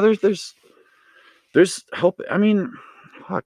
You can almost just talk to. I know it's at first when you're embarrassed, you feel like shit.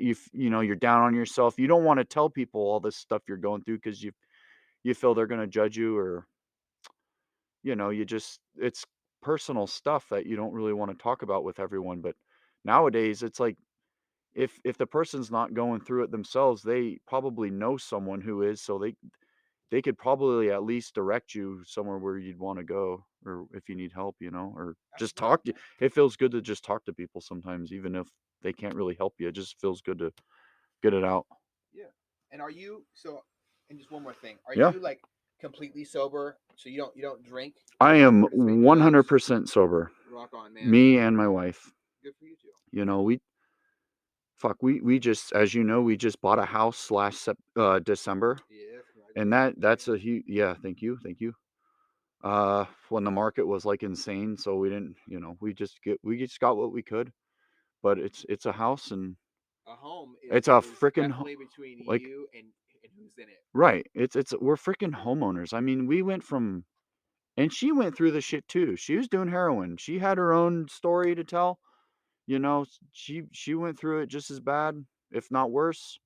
So we did a complete 180 with where we were, 5-6 years ago. So, I mean, like, no bullshit. I mean, I never thought I'd work at Boeing. I mean, I'm almost been there 4 years now, and we've shit. It'll be almost a year coming up here. We've owned that house. I'm a fucking homeowner. I never thought I'd be. It's still weird for me to say that. I mean, You're living your life, man. fuck, if we could do it, anyone can do it. I think that. I mean, we were fucking dirt bags, man. I'd steal your dope and help you look for it, man. It's Yeah, I've heard that. you know what I mean? Yeah, it's true. Well, I think you're an absolute great person. The things Thank you've you. gone through. You too, man. You were really difficult. For me to honestly It's- to listen to the things you put yourself through and went through was hard for me, because my heart was like, I don't know how to say it. I felt so sad for you to know that you looked in the mirror and saw hated yourself as myself, less. man. Yeah. You didn't love yourself. Yeah. It's quite an experience. And the shitty part is, most people don't get to experience this side of it. They don't ever get out of it. The success rate from meth is like 5%, and it's probably less for heroin. Well, I know I look at you, and I definitely get to see It's the other side of the spectrum. Yeah, and I can understand why it's 5% too. It's not. Yeah, recovery. Not everyone most people don't get to experience it. When you go to rehab, that Kirkland one probably had at least like 60 or 70 people in it. It's bigger than that Burien one, but only 2 or 3% of the people stay sober at every single time you go. That's like the numbers. So yeah, it's like a Navy SEAL fail out rate. Yeah. Well, yeah, that shit's yeah. Well, so what's in your future? Like any plans for children, or do you plan on? We talk about it. Very cool. I don't know if it happens. It happens. It's just yeah, it's life now that you're not just, a lot of people are alive but they're not living. You two are actually living. Well, we dude, you like to going through all that shit makes you really appreciate everything else that much more, because it's, you don't just take it for granted. It's like stuff that you actually earned, like our credit scores are like insanely good right now. Like two drug addicts have crazy good credit scores. It's like, what? I don't know. It's It's a fucking it's yeah. I'm really happy to see that you're in this kind of state of wow, I did it, and it makes me happy to see, because And I think if anybody deserves it, it's you. You put in the work and the hours, you and know, you created your life. my parents helped me out, and again, I thank them, and I'm very fortunate that they were able to help me out. They got me going on my feet a little bit. They helped pay my rent through the sober houses and all that stuff, right? You know, not I wish everyone had that opportunity, but I know it doesn't. Her mom helped her out, you know. We got lucky. We were lucky, and you know, now it's like we help out, you know. I try to help out her mom and try to do more stuff with my parents now and stuff for them. So, I think that's awesome. and that's They love you so that's much. the I big can tell they must love you to death, man. yeah, and I'm glad, because a lot of parents, they don't. There's there's so many parents out there that just give up or don't try, or that I know, yeah, that don't let people make their destructive decisions. I think that if you're making destructive decisions, you need to be told, hey, you're making a destructive decision. I want you to be better. And I think your parents supporting you as you, even after they said that, they supported you as you created your life, is awesome. yeah, you know, and yeah, and it's the relationships now are like, you know, better than I could ever imagine with everybody. And your brother too? Oh yeah, yeah. Well, I work. He started going to LA now, so I work. He lives down in Seattle, so I go down there and work out with him every now and then. Cool. But he's doing his own thing now, and Is he growing big too? I don't. He's getting there. He's just starting out. He's just starting out. It's a progress. It's a lifetime. It's a lifelong progression. Absolutely. Well, hopefully I can heal up and get back to my Yeah, man. ways, because I don't like I know. feeling this Yeah, tired. yeah. I know how you Yeah. feel, man. I've been out with my back a couple times and it sucks. So Well, as soon as I get back, I would love to hit the gym with you. I'm not going to be as stoic as I used to be, especially with my shoulder movements. But yeah, we should work out with John and shit. We should all get a we nice should all little. get back together, Yeah. and then we should go and eat Yes. sushi. Oh yes. Oh, it's the best stuff ever. So. But you know, I just want to say, if there's anyone listening out there, you can do it. It is possible. You know, I know like when you go into a meeting and you hear someone's, oh, I got like 30 years sober and all, it just seems like impossible, but it's really not. And life truly does get better. It's not, they don't just say that. It's true. You just got to do the work. You just got to want it. That's all it is. So That's awesome, man. hope that helps. I think it will. I'm going to be placing. I'm going to be looking up some resources and placing them in the description too. For anybody listening, Yeah, if you need someone to reach out to, I'll help you with you can that too. reach out to me, and I'm going to get with him after this and get some more Yeah, information about they resources. could reach out to me too. Yeah. You know, Where can they find you? you just put my phone number down there or whatever, Okay. or Well, or they can find Facebook you on or Facebook. Facebook. Yeah, Facebook probably better. Probably Okay. So probably Taylor, shouldn't post your number out there for hey, people to man, see. I'll tell you what, But you'll get a whole lot of dick pics. That's how yeah, yeah, hey, I got spammed. So yeah. anyway, thank you so much for everybody for listening off the deep end. Um, I'm gonna obviously do my outro as always after this, but if you need to reach out, I'm gonna have his information in the description as well, so you can reach out to him, and we can get these conversations going. If you have any thoughts or feedback, please do reach out to me at Off the Deep End with Eddie Lowery on Facebook, or at This Is Eddie Lowery on Instagram. I can always be reached, and let's talk. You're not alone in whatever you're going through, and No, obviously, whatever we're trying to. The whole point of me putting this together is that self progression, and every little step in this counts, no matter how many steps there are. So, that's right. You just got to keep going and don't ever give up. Because you know, I went to rehab 4 times, so however long and I know people that have gone way more than that. So you're a major success story. You really are. I Thanks. appreciate you opening up and sharing. Thank you. And I know a lot of my questions to listeners are going to sound very blunt and without care of, hey, he's talking about traumatic shit. I did ask his permission first, and I also I just really want to know, and I really care. Yeah. And your story, I try to listen with empathy and understanding, and I appreciate you opening up and talking about that. I had no idea of any of this information. All I know is you lift weights and you got married and you got a house and you work at Boeing.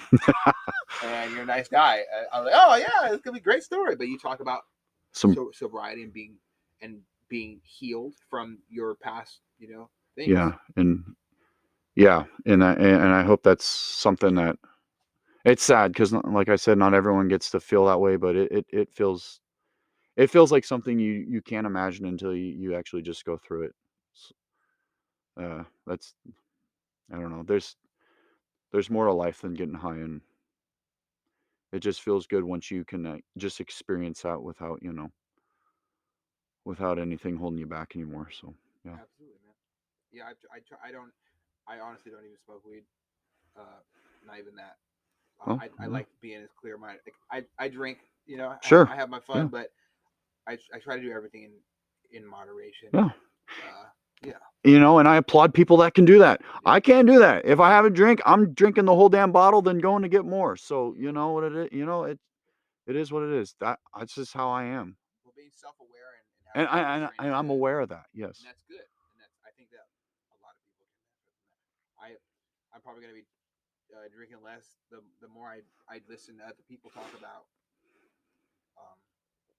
sobriety. It becomes more appealing to me, and I really think I'm pretty soon I'm gonna be done drinking. Might be when my wife gets pregnant. It might be before that. I don't know. Yeah. I don't think alcohol is in my future for as far as like drinking like all the time is not a good thing. So I'm probably going to be definitely cutting down. But I really do appreciate you coming in and thanks for opening up. Absolutely. It's been a very emotional experience to sit here and listen to the things you've gone through. Well, I hope it was helpful and entertaining at the same time. I try not to be too boring, but the truth is what it was, and that's all it was. So that's my story. Well, thank you for helping me gain some perspective, man. Thanks for having me be here.